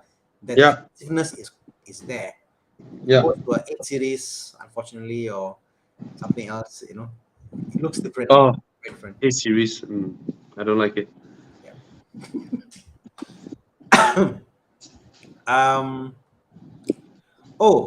So this today, Chris, we had a video out of S80. Nice. S80. Fantastic car, S80. Yeah. Love it. Yeah. I love the car. Um, Really don't know why the car doesn't sell. It's a fantastic car. Bonnie says not fake like Bobby. All the low mileage cars can it check with trusty workshop to get the answer. I think the thing is that if you ask enough workshops, you'll get the answer you're looking for. I mean, there are. I know there are. There are. What's the percentage? Yeah, correct. It's a percentage, and also if you look, as I said, you look enough around workshops, you'll find the workshop that gives you your answer you're looking for. Yeah, there are also human beings with a penis and a vagina. There are, right? Yeah. But what's the percentage? Correct. Right. And especially like Audi, for example, the difference between going to a Audi specialist or a normal quantity specialist, Audi specialist, like even like Mike Yap, he goes to, he can scan the car, we can scan the car and let you know, oh, you know what, your headlight mileage was changed on this km. Your battery was this, and how come doesn't drive back? So yeah, a lot of stories, bro. Okay. There are a lot of ways to tell whether it jives with its mileage or not. Seats and all that, you know. Yeah. So Mr. Kriel Kueller gives us a feedback. They went to Evo Club external warranty center. Repair was done very, very assuring and was cheap. Seller was insisting on deposit 1K for the vehicle. Of course. Safe proceed. Yeah. Of course, you have to pay a deposit. You know, he cannot just start the process when you tell him, I want this car. You know what safeguards him, right? So you have to at least put your deposit, and he's very kind, willing to do it with just a 1,000 ringgit deposit. You know, if you don't buy, you're wasting his time. So go ahead. Okay, between the 911, 992, the latest Porsche 911 or 78, way different pricing points. Pricing points are way different. What will be a amazing daily pleasure. Daily car, for me, I think for daily, I prefer the Boxster and Cayman, obviously. But for daily, the 992 is just a comfortable, big, spacious, comfortable car to drive for daily, like every single Yeah. day. Yeah. I don't think the 992 currently can be discussed remotely on holding resale value because they are so expensive now. Yeah. There is a long way for them to depreciate, and yeah, yeah. If you are buying a 991, at oh 690,000 now, wow, they drop very fast. They drop, anyway. I mean, they will still depreciate further, and same goes with the 718. 718 is 300 plus, right? Oh well. Tana, nice or not? Nice, but I don't like it. Mm, For, yeah. for me to fit that category of comfortable daily whatever, I may Mm, get a Panamera, or I may get like something more four-door comfortable. I see the size of the Renault now. It's like it's a four-door size car, yep. Yep. So yeah, so if it's a two-door car size, I want to get a small two-door car size. Yes. See, if a Boxster or Cayman is at 280K, it's gonna hold its value better than the 992 at 700,000 ringgit. Yeah. Yeah. And I think so if it's a daily, I wouldn't go for I mean, personally, I wouldn't like, but yeah. Ooh, prices coming down. 718. This is a S or 2.0 S. Okay. Not an S lah. I have no idea. Not an S lah. 2.0. They put an Oh S. yeah, S should be 2.5. Yeah. Okay. 116 BMW. Kon has got experience in this car. Kon says. Con, you are muted. Con, you are muted. Cannot hear you. Still gonna hear you. Kon is saying, "This is a car I drove." And can't hear you. Cannot hear you, bro. Okay. Okay lah, basic I guess. It's a basic car. Yep. Buy Con. Bye, Kon. Kon's gonna leave and come back and join us.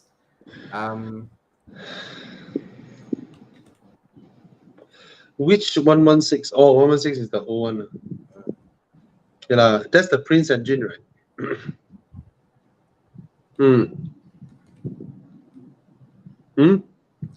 Nothing spectacular. Oh. Prince engine also. Okay lah, it's a very small car, but it's not expensive also. 40 something thousand.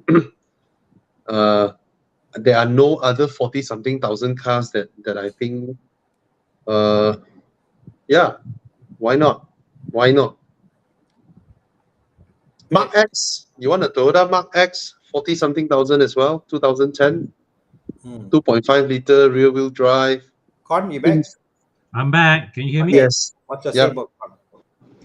Infinitely reliable for a Mark X, around the same price, 40,000. No, these are the older ones, 30 something. If you look at the 2010 one, it's only 46 or 47, something like that. Yeah. That's a second generation. I never thought they depreciate so fast. Wow. Yeah, this is the second gen. 46K for this is not bad, way. Yeah. It's not bad value. Stop. Oh, come on. No. Not that one lah. The Zio. Scroll down, Chiang. Scroll down. Look at the facelift one. Second gen facelift. Scroll down a bit more. No, this is not facelift. There's another facelift. Very good looking one. Yep. No. Down. Yes, the white one straight front. Yep.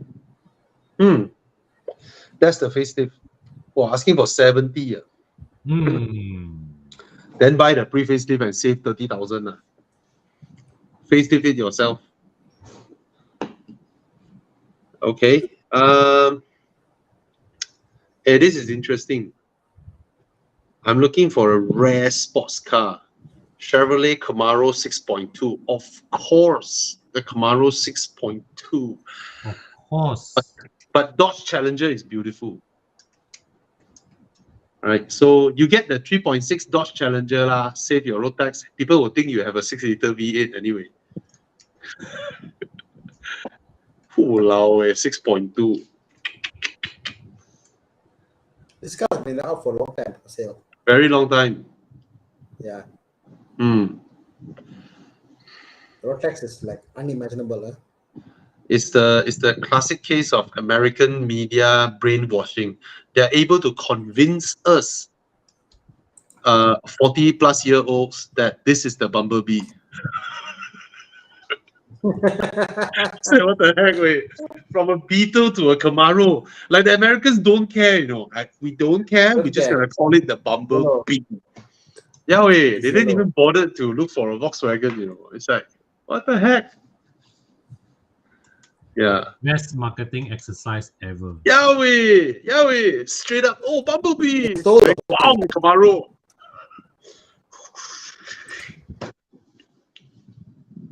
Anyway,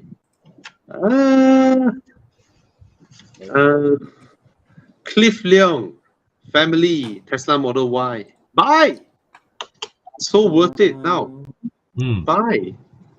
Oh, DB9 or are you from Malaysia? Can you get a Maserati convertible? I don't think you can find one. Right. If you're a bachelor, then of course the DB9 is more special. But if you have 3 girlfriends, they would appreciate your Maserati GT. It's one of those rare. It's one of those rare coupes where the 2 rear seats are full-size adult seats. Proper seats at the back. Okay. As a question just came in, this is for Kon. Kon, what do you think about 2017 Ford Focus 1.1 EcoBoost? I would say it's a brave choice. I go get water. I would say it's a brave choice. I love the Focus, but it's a brave choice. But then again, this is the 1.5 EcoBoost, so you don't have DCT problems. You don't have DCT problems. I mean, it's like this. I mean, minus even the DCT problem, I don't mind taking on. To me, DCT or not, okay lah, 5-6K for gearbox, whatever, I can stick it on. But it's a car you buy. You must be a fan of Ford for what it stands for and how it drives to buy it, because it's not a cheap car to maintain. You know, but I love Fords. I love Fords. I got Fords. I love them, but yeah, go ahead. Yeah, wait. Okay, I just checked on Muda. 42K is cheap way. Yeah, the two Muda, one is 54K, one is 55K. The only thing about the Focus is that, right, when Ford brought it here, it's 2015. But it's the same spec lah.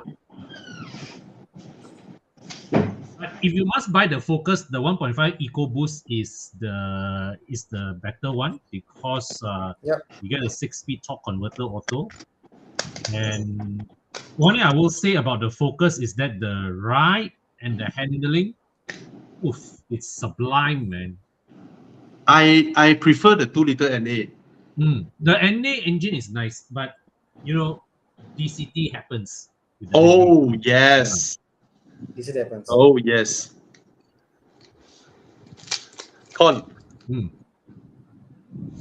Exam time. What do you call this in English? Kundo. Kundura. Wintermelon. Oh, okay. This one is harder. This one is harder. This one Chinese, no.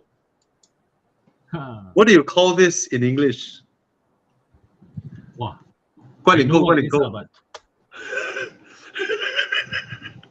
What is it called in English? Tortoise shell jelly. Jelly. Really? Well, apparently it's really made of tortoise shell. No I lah. have no idea. What is it made of? Then let's read what Have you Qian has. had it before, Thana? Have you had it before? No, never. It What it is that? it soothes your throat, you know, and if you have sore throat and all that. It's a very nice jelly, but Is it the one they sell in all this? Like if you go to all the malls, they have got this big urn and they sell. Yes. yep. Okay, What the It's hell, Ronald? I've seen it. it's But I've had it. it's very nice, and yeah, Chinese herbal jelly. Yep, Hmm. it's Yes, actually okay. very nice. There's a little bitter taste to it. Hmm. Yep. It tastes really good, and it's good for your throat and all that.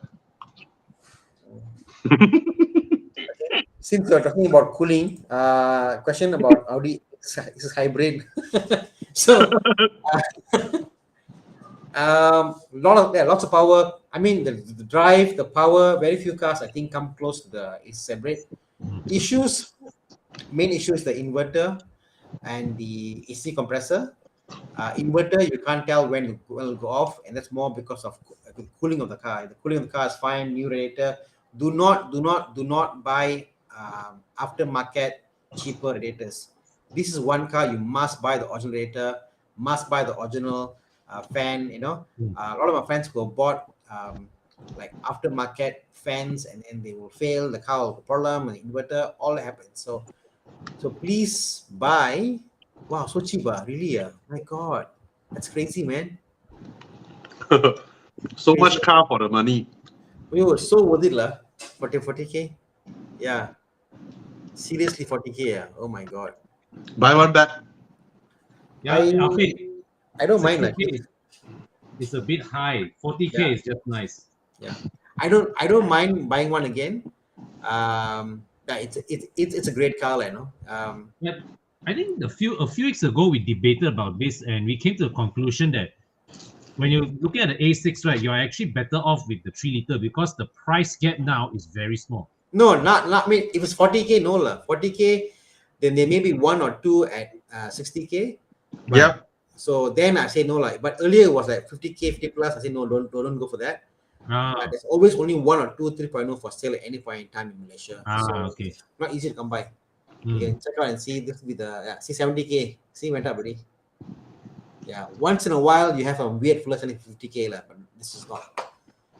Yep. Hopefully we answered the question. BMW question again about a 535 or 335. Woo, I love the engine. Oh, go for the 35i, man. As Bobby says, if you're going to pay the Rotex, enjoy the power. But 335i F30s are quite rare. Not many around. 335i's are N54, right? Not only if E90. F30 is 335 is N55. Okay. Why okay. you say rare? There are. Not many. God, but not many. It's It's about. I mean, very there's one for much sale. better. Really? There's one Evo member selling for 80,000 ringgit. Oh. What? F30 or Good E90? price lah. E90. I would go for the 535i. Yeah. There is one for sale in my neighborhood if you're interested. You can find. Yeah, Really? 535i. Maintenance is not high. No. Very, very reliable engine and drivetrain and everything. And chassis also. Yeah, it's not high maintenance. I basically have the same thing, you know, my 6 Series, and it's so low maintenance. Yeah, it's the Camry of my family. It's the fallback car when other cars are in the workshop. It's the car that starts every time. It works all the time. You know, ever since my Audi did the air suspension thing, and then it just goes in and out, in and out, in and out, in and out. I totally gave up now. Now I don't want to deal with the air suspension anymore. I mean, now it's working, but I know it will not work later on. All right. So ever since that in and out, all right, my wife now solely only picks up the keys to the BMW because she don't want to drive halfway, the air suspension go beep. And then every time when the air suspension warning came up, right, it will be followed with a headlight adjust sound. And BMWs, right, when they have an error, they have the very subtle tung. The sound is very soothing. Fucker Audi. Beep! Oh Oh, my god. It scares you, Yeah. Oh well. One thing about BM error codes and Audi is BM error code, it'll be like people got few error codes, and then you can't really see what's happening. You must go to the menu to read what's happening. You're like, okay, it's an error code, something is there, I'll take a later. Audi will tell you in the face.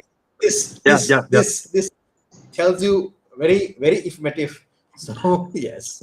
But Germans being Germans they detected one error, and then the warning sign they collate everything into one engine malfunction. Hey, fuck you! It's a small misfire that they detected, and then they engine malfunction. It's like, bro, no, it's not that serious. Even worse, imagine you got an error on your hybrid BM. Drivetrain error. Please drive to the nearest workshop developer. You're like, what the hell is that? Then see, it's a sensor. See? Yeah, it's bullshit. Scary. Okay, this fault, right? My car, right? There was this time where I was driving fast. So in my car, the air suspension, right? When you exceed 120 km/h, it will go lower than the lowest setting that you usually can go. So in air suspension car, you can raise or lower the car, right? Let's say I have lowered my car, but when I drive above 120 or 130, right, it will go into another mode that is even lower. And there was this time whereby my valve was stuck, right? It needs to release more air to go lower. It couldn't. And then it flashed up this sign, air suspension system fault, with an exclamation mark there. You can continue driving slowly. Max speed. Screw you, man. It's just a small thing. Yeah. That's Germans. Okay?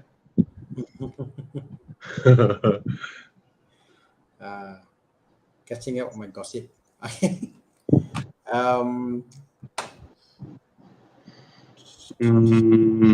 If you have a 2000. Sorry.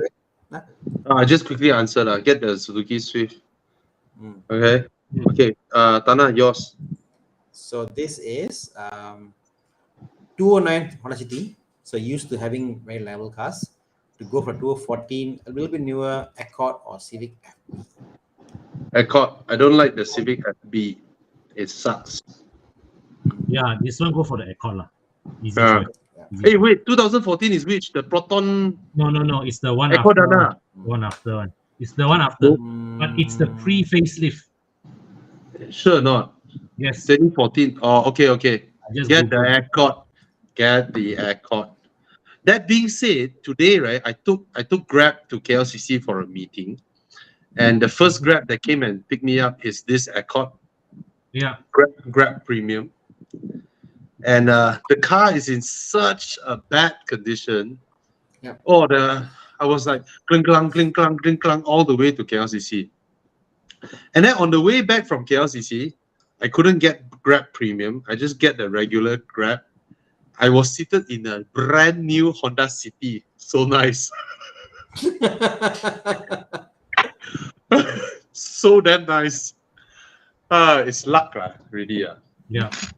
But it's you're happiest when you press Grab Premium and then a valve fire comes. It's like, oh yes.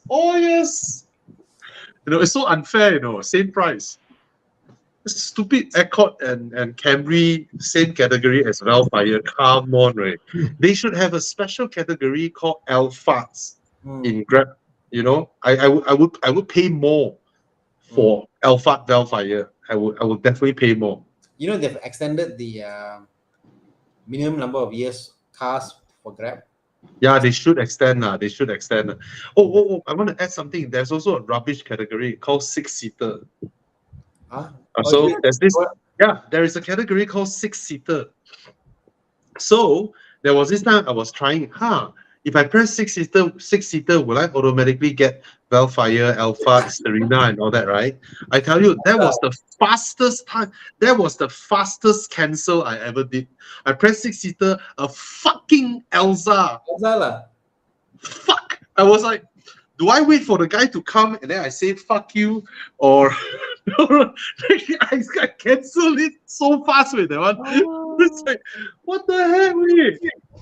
Yeah, Elsa. Bugger. I was talking to a guy in a Beza, and then he watches your channel, Bobby, and he knows Bobby all, Yeah. you know? And I say, what is about the Beza, how it drives? It's crap. It's very bad. It's really bad. It's so unsafe. Every time I drive the car, I see we went up to Genting with Genting. He said when they come over, I ask them 100 people. More than people they won't take because no power to go up to Genting. Coming down, he said he had 4 Egyptian guys in the car and he had no brakes in the car. Car going down, he couldn't brake because of the weight. He said it's the worst car to get. So yeah, I believe him. Yeah, Beza, right? Yeah. Yeah, horrible car. But he had 400,000 kilometer mileage on the car, and the car is still running. So that's something. That's just it's used as a beater lah. Exactly. Yeah. Which is more fun, Bobby? A Countryman or a Q5? Countryman, I think. I think equal lah. Q5 is very fun to drive with. Q5, and it has more room. It's less bumpy compared to the Mini. True. Both are fun. I think both are fun. I'll be more confident to push the Q5 personally. My level of confidence in the car, so that's me. Yeah. See, Ronald says Q5 feels more planted. Yeah. Yeah. Okay. TT 2015 by, from Qing Xiang. By, is it worth buying Golf MK5? Of course, bro. Buy and keep it. VR6 engine. Wow, ET is serious with his Maserati GT versus DB9. I think I prefer the. Actually, I really. By the way, the ET is in UK. This guy. I prefer the design of the Maserati, over DB9. I'm probably. I think the interior of the DB9 wins. Way higher quality, by far, miles apart. I think my gripe with the Maserati GT all the time that is like my gripe is I've seen the way the interior was built. Really? Yeah, I mean, Ferraris of the era, they are built like crap as well, let alone the Maserati. Ferrari, yes, obviously, but Maserati, I find that their color choice the color and the material choice is a bit stupid, but I don't find the build quality as bad as Ferrari. If that makes sense. But you know what I mean? Ferrari got gaps lah, got this lah, the stitching lah, like it's not perfect. So, but Maserati can accept. For what Maserati is, I can accept Maserati. They have, you see, like the cup holders, right? The 2 rings on top, right? It's actually chrome plastics. Yeah. Whereas in Aston, right? Their plastic cup holder, the cup holder, right? The ring on top, right? It's a single piece aluminium with a 2-line threading on it. So you put down and then you can turn it one round and then it locks in.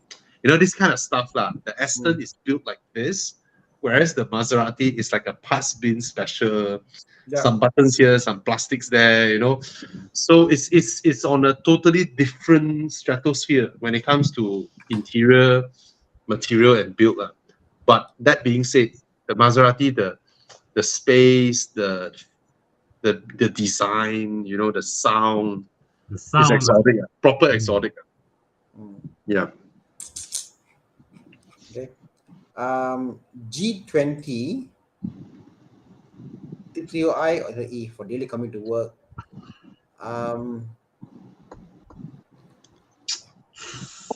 One will be almost free lah. If you charge, you can go the 50-75 kms on this electric drive train. It does make it interesting, I know.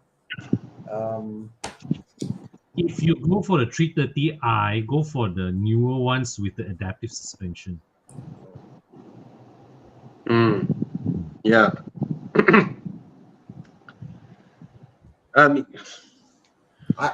If you're only traveling 50-70 km per day, it's nice to drive on electric mode lah. Yeah. Every day quite quiet, you go work, come back. Chiang, what's the electric range of the 330e? Is it as long as the X5 and all that in the new 330e? I think it's 50 plus 50. Around 60. Yeah. Not bad. Not bad. Not bad, whoa. Yeah. You're assuming real world lah. Real world is a fraction of that, maybe 40, 50 plus. Yeah, 40, 50 plus. It was 30 odd on the T3 on the F30 versus about 50 odd on the G20. 30 odd is your experience or on paper? My experience. Yeah. Hey, the new Volvos are 90 km range. Exactly. Wow. 90 way, their EV range. Yeah, 30 odd.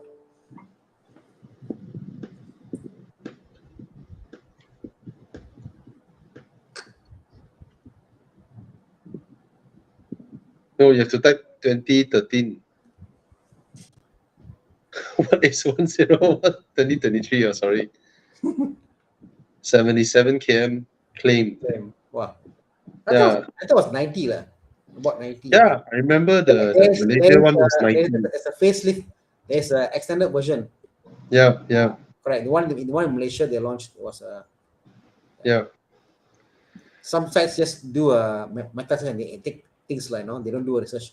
So don't believe everything you see on the internet. Okay. Yeah.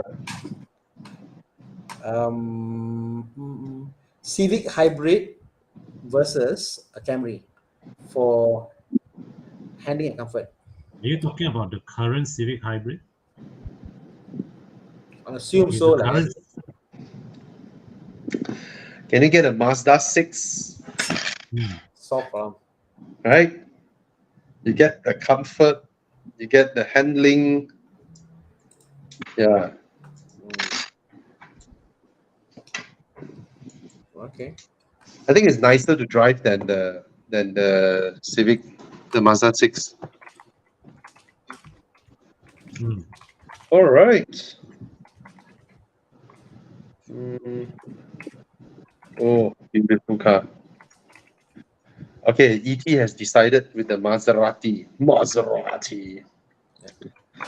Okay, last question. Let's entertain him. Oh, hey. Sorry. What did I click? Hey, what did I click? What did you click? Hey. Wow, a lot of questions suddenly pouring in. There's one fresh grad who says that, Terence C, you are a fresh grad. Do you need a 4-door car? You don't. Right? Get something fun. Get something that nice. So you're buying new car, I guess, CX-30, Corolla Cross. For your budget, 130K, you can get a MX-5. Get an MX-5. Okay? And since you're a fresh grad, probably the family is supporting you for your car, then justify this to them. Not that you want a sports car or whatnot, but you just want it to retain its value better. 5 years, 8 years down the road. Yeah. And tell your parents that a HRV or a CX-30 or a Corolla Cross, 8 to 9 years down the road, they're going to depreciate to nothing, like 20, 30K, right? Whereas your MX-5 will still be worth 100K, right? And so justify it to them, but don't die lah. You're a fresh grad, you drive sports car, please don't die, okay? And the MX-5 surrounds you with better friends. Oh yeah, when you buy an MX-5, you get to go out with MX-5 people, convertible people like us, and then you join us for drives, and then suddenly you realize that you being a fresh grad, you have a few friends in your phone who are datos, who are, you know, multi millionaires, and then you expand your circle of friends suddenly to people who are much older than you, and you gain a lot more wisdom. Suddenly, after a few months, you will realize your friends are all idiots, and you stop going out with them. So you stop doing stupid shit with them. So that's generally how we see the young. You see now Chi Yang, right? He felt all his friends all damn dumb one. Wait, no lah. Don't Jiang fans watching on it. Joking. Yeah. So, all right. What else? Tana very tired already. Or should we go to you? I'm looking at it. Okay, something F1 now. So something to announce to people before we go into Dude, Where's My Car and all that stuff, right? We're gonna have a big gathering. We're gonna release the details later, but we're gonna have a big gathering, a night gathering, at a very big parking space, 9th of September. Lock in your calendars. 9th of September at night. All right. We're gonna tell you all the details later. So night gathering is nice. That it's cooling. It's not so hot. There are F&Bs. There are drinks. There are food. There's Starbucks there, and we can park so many cars. And yeah. We work with developers, but this round, don't worry, no properties. You don't need to visit properties and all that. We with none of that. All right. We got a space 9th of September for a big gathering, and hopefully August we have one, and then we have the dates for Evo Enduro. All right. It will be on the 8th of December to the 18th of December. Okay. Evo Enduro. And the 17th of December is Das Treffen Bangkok. So we're gonna visit Das Treffen as well. Once we've done our journey, we will head to Das Treffen, and then before we get home. All right. So that will be Evo Enduro. Hopefully, I have more things to tell people, but Das Treffen is like the greatest Porsche gathering in possibly all of Southeast Asia. All right. The Thais, yeah, I need to learn my Thai. Okay, so Evo Enduro dates are out. So Chi Yang has locked it in, and Chi Yang is the Taiko of Evo Enduro. So ask him. All right. Yeah, he's the Evo Enduro guy. So now you all know how much power that Chi Yang wields in. Okay. So, Boss Chi Yang, are we going into Dude, Where's My Car? Yes. okay, thank you, Jia. All right. Sorry, Tana. Sorry, dragging. Why? Defender, buy. X3, X4, buy. X4, buy. Buy the X4, buy. 290K, you can buy Macan also. Okay, come. Okay. Yeah, Dude, where's my car? Guys, prepare your phones. Scan the code. Scan the code. I will join too. Obviously, that's the code. Yeah. Scan the code. Oh, my phone. Why is it not scanning? Okay. Yeah, I noticed all this scanning QR code thing. iPhone is so much faster. Not fair. Yeah. I find the QR code scanning, if you don't use a good Android phone, it doesn't work. You install another app and see like so. Yeah.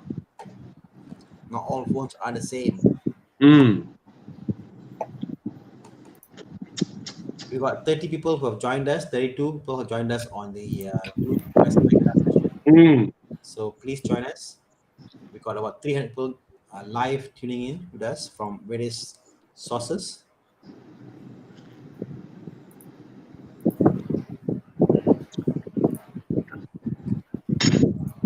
Ronald says, I'll vote for Thomas. Yes, please.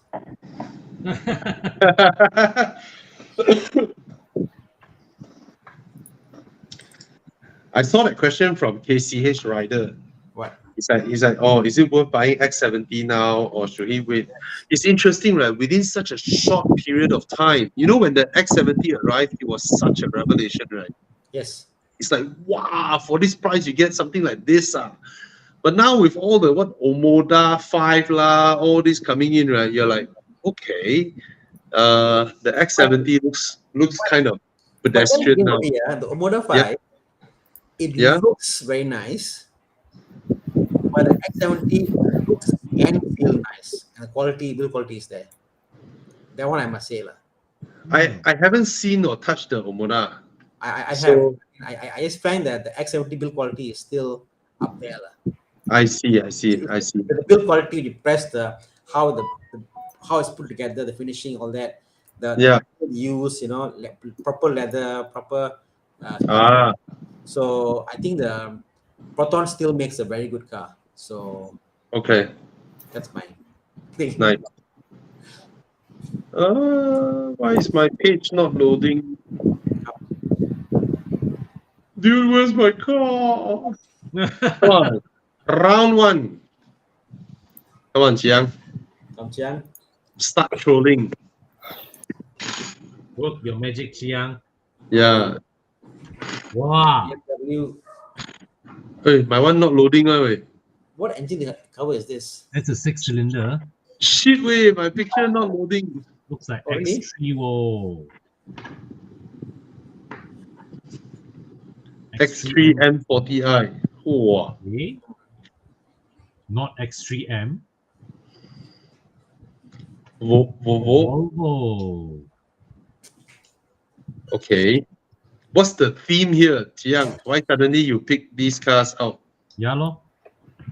They have more than 300 horsepower. Oh, Oh. Oh, today everything more than 300 horsepower. Oh, Oh, just random. yeah. this one. Dude. Okay, I don't see the conundrum lah, because the Volvo has got a better interior for sure, no matter what it's that. Better operating system, better Android system and all that stuff, But I'm waiting for this. But the engine, the M40 is brilliant. Yeah, man. I'm also perplexed. You see, Malaysians don't realize this, In overseas markets, the XC60 T8 that we get here goes against the X3 M40i. Yes. We are getting it for so cheap that we forgot we are comparing a 450 horsepower Volvo with a 250 horsepower X3. Yes. Yeah, it's a But totally different. 75% of people don't mind paying more road tax for less power. No.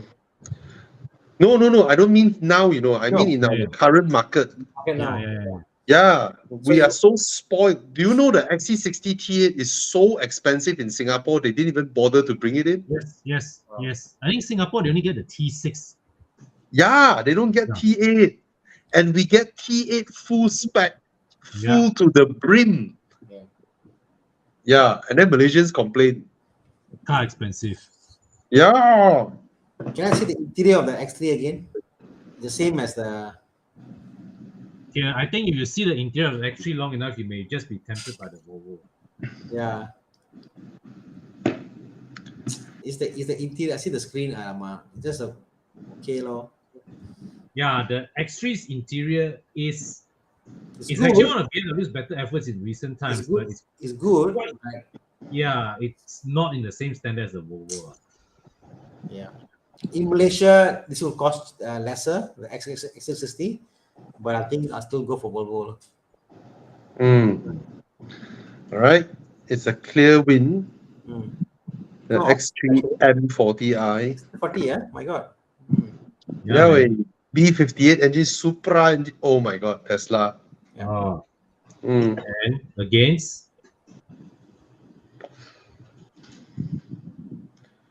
Model 3 rear-wheel drive long wheelbase against Ioniq 6. Wow. Price point lah. You know, I like the rear of the Ioniq. I find the front too pedestrian. Mm. You know what's my problem? Here, Yeah. neither cars are particularly appealing for me. Well, that's the game. You have to pick one. Yeah. Wow. Whoa! I never thought that. I picked also for the Ioniq. Yeah. I never would have guessed. Yeah, man. The Model 3 is like the lowest range Tesla. Like, yeah, exactly. See, need sexy buttons. Well, interior build, there's no challenge. The Yeah. Hyundai's Korean cars are built better than Japanese these days. Yes. Yes. Easily lah. Easily. Mm. Easily. And Hyundai's designer, they can go from A to Z, totally different designs. Their design studios are crazy. Yep. They are like the Italians in the 50s and 60s, you know. Crazy designs. All the world's crazy designs now came out from Korea. Like, if you had shown me a Hyundai that hasn't been launched yet, Mm. just a year before it's launched, I'll look Yeah. at it and say, oh, this one is a prototype car, never to be launched. Like, Yeah. that's how it looks like. When you see it, like, wow, this car actually is a car. In real life, Even the Sonata way. You look Yeah. at the Sonata or the Elantra. it's not meant to be on the road. It's not meant to be on the road, honestly. I tell you, and you know what? All of these crazy creations from Hyundai and Kia, right? They don't sell well. Yeah. One day, this circus will end. One, you know. Mm. I mean, you can't keep on selling cars like that, making all kinds of crazy shit, different designs. Oh, the original concept was amazing. Yeah, the original Hyundai. I forgot what's the name. All right, we have our results. Is 70 versus 30%. Crazy. The Ioniq wins. Never thought. Okay. Round 3. Round Oh. 2. I like E92 we are off to a M3. good start. Oh, Oh, wow. This one lucky. E90 M3. Oh. Oh. Oh, Lexus. Where's HP Tan? Look at that stupid interior. Wow, this one This really is hard. this is a head scratcher. This one. Wow, Chiang, this is a good one. This is a good one. Where's HP Tan? Wow, M3 E90. Taking videos. God. ISF. As awesome as the M3 sounds, the ISF beats Yeah. it.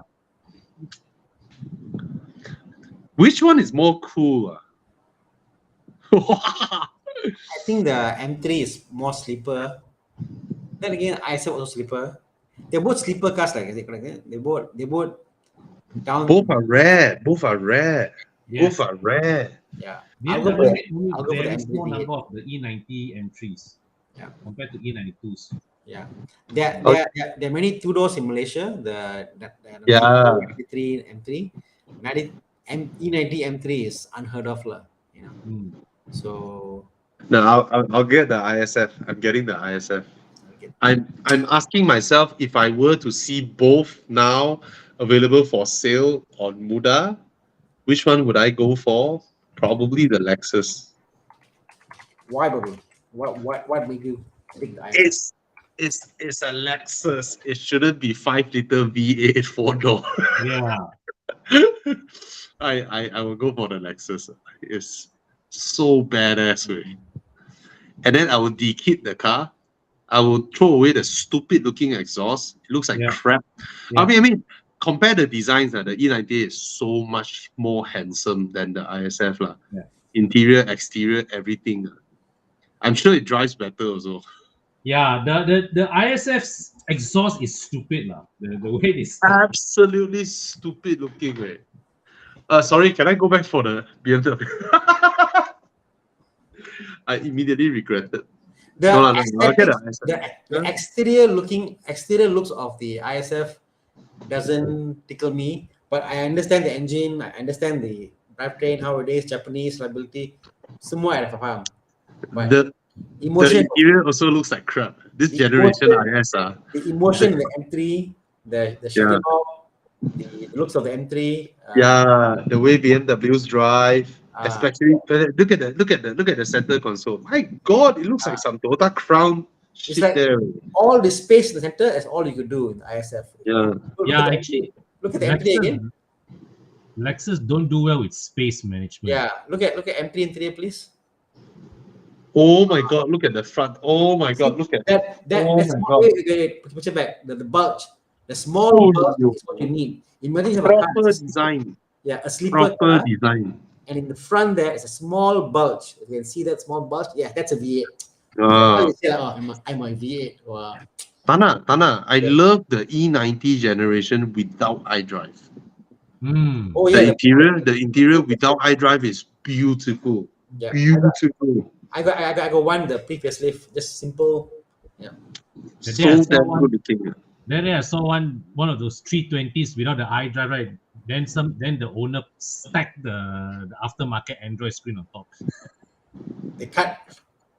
Hey, I think I heard the ISF exhaust, right? The top bottom stack, right? One of it is fake one.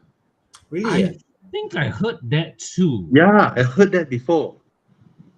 Yeah, I remember something like that one. It's Yeah. It's if it's stupid, fake, and why then would you do it it gets like that? stupider.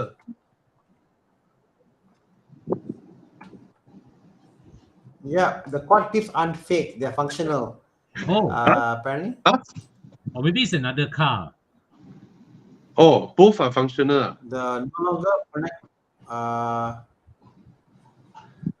Someone says because why? Um, each of the bumper cover tips are exactly where the exhaust leaves the car. The small Bro.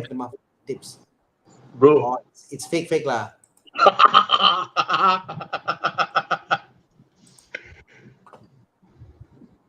It's in the middle lah. Consider But why do we see some pictures where valve. There's a valve there. I don't know? Oh well, there's a lot of fake stuff. You know, my 6 Series headlamps, the inside ones are fake. Oh, In the Xenon version, the LEDs both are real, yeah. but in the Xenons, the one that is inside is fake. Ah, Yeah, oh, yeah, yes. See this picture? high beam eh? No. Okay, in the Xenon version, the inside projectors are ducts. It's fake. Oh, Yes, that's a fake. oh, damn. Yeah, but in the LEDs, both are real.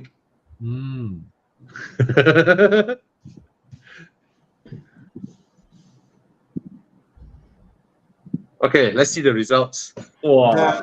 This is the one that the rear boot was on the M3 was cut out, isn't it? Something like that, because cut out for the boot, for the tires. Tires are not there to make space for the exhaust. So yeah. Oh. All right. Round 4. Okay, round 4 come. Oh. Porsche 996 era. That looks like an old Porsche. Yeah. 996. Okay, Chiang is trolling me. Now I'm scared. Got 2. 996 Carrier. Oh. Exactly. Wow, Turbo S lah. Oh, Turbo S some more. Hoyo. I don't like turbo. Oh, the turbo twist wheels are nice. Fucker. Aston Martin DB9. DB9. Oh, Vantage. Is it a Vantage? Oh, it's a DB9. Oh. Volante.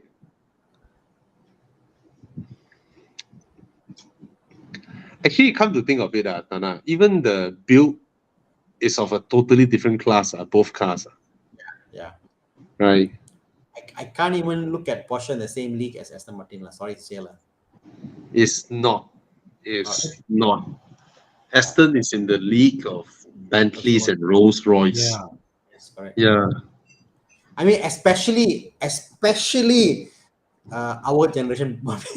Our generation is the worst possible interior generation, build quality wise and all that. Like, You see, plastics. the only reason people are comparing the both is because of the Porsche's resale value kind of holding well. Yeah. But the Aston. But I have to say, right, this Turbo S body don't go well with the convertible top. That when it doesn't go well. I mean, I don't think I like any 911s as a convertible. It's functional and it's usable, but yeah, I'm so old school. For me, it's a coupe. So which one would you go for? DB9. I should ask Chiang. Chiang, which one would you go for? Aston.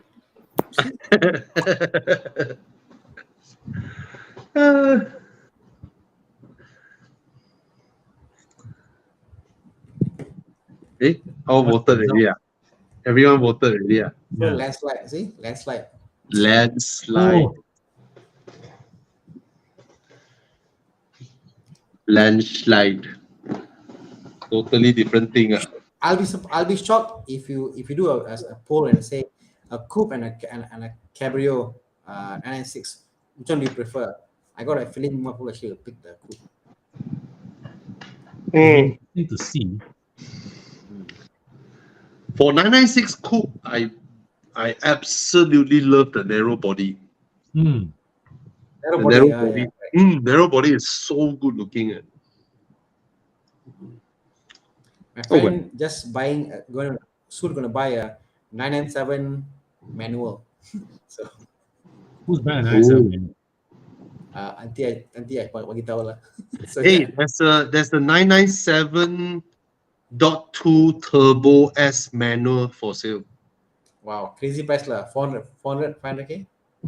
I think 500. 500. Oh yo. Yeah. But it's manual. Turbo S.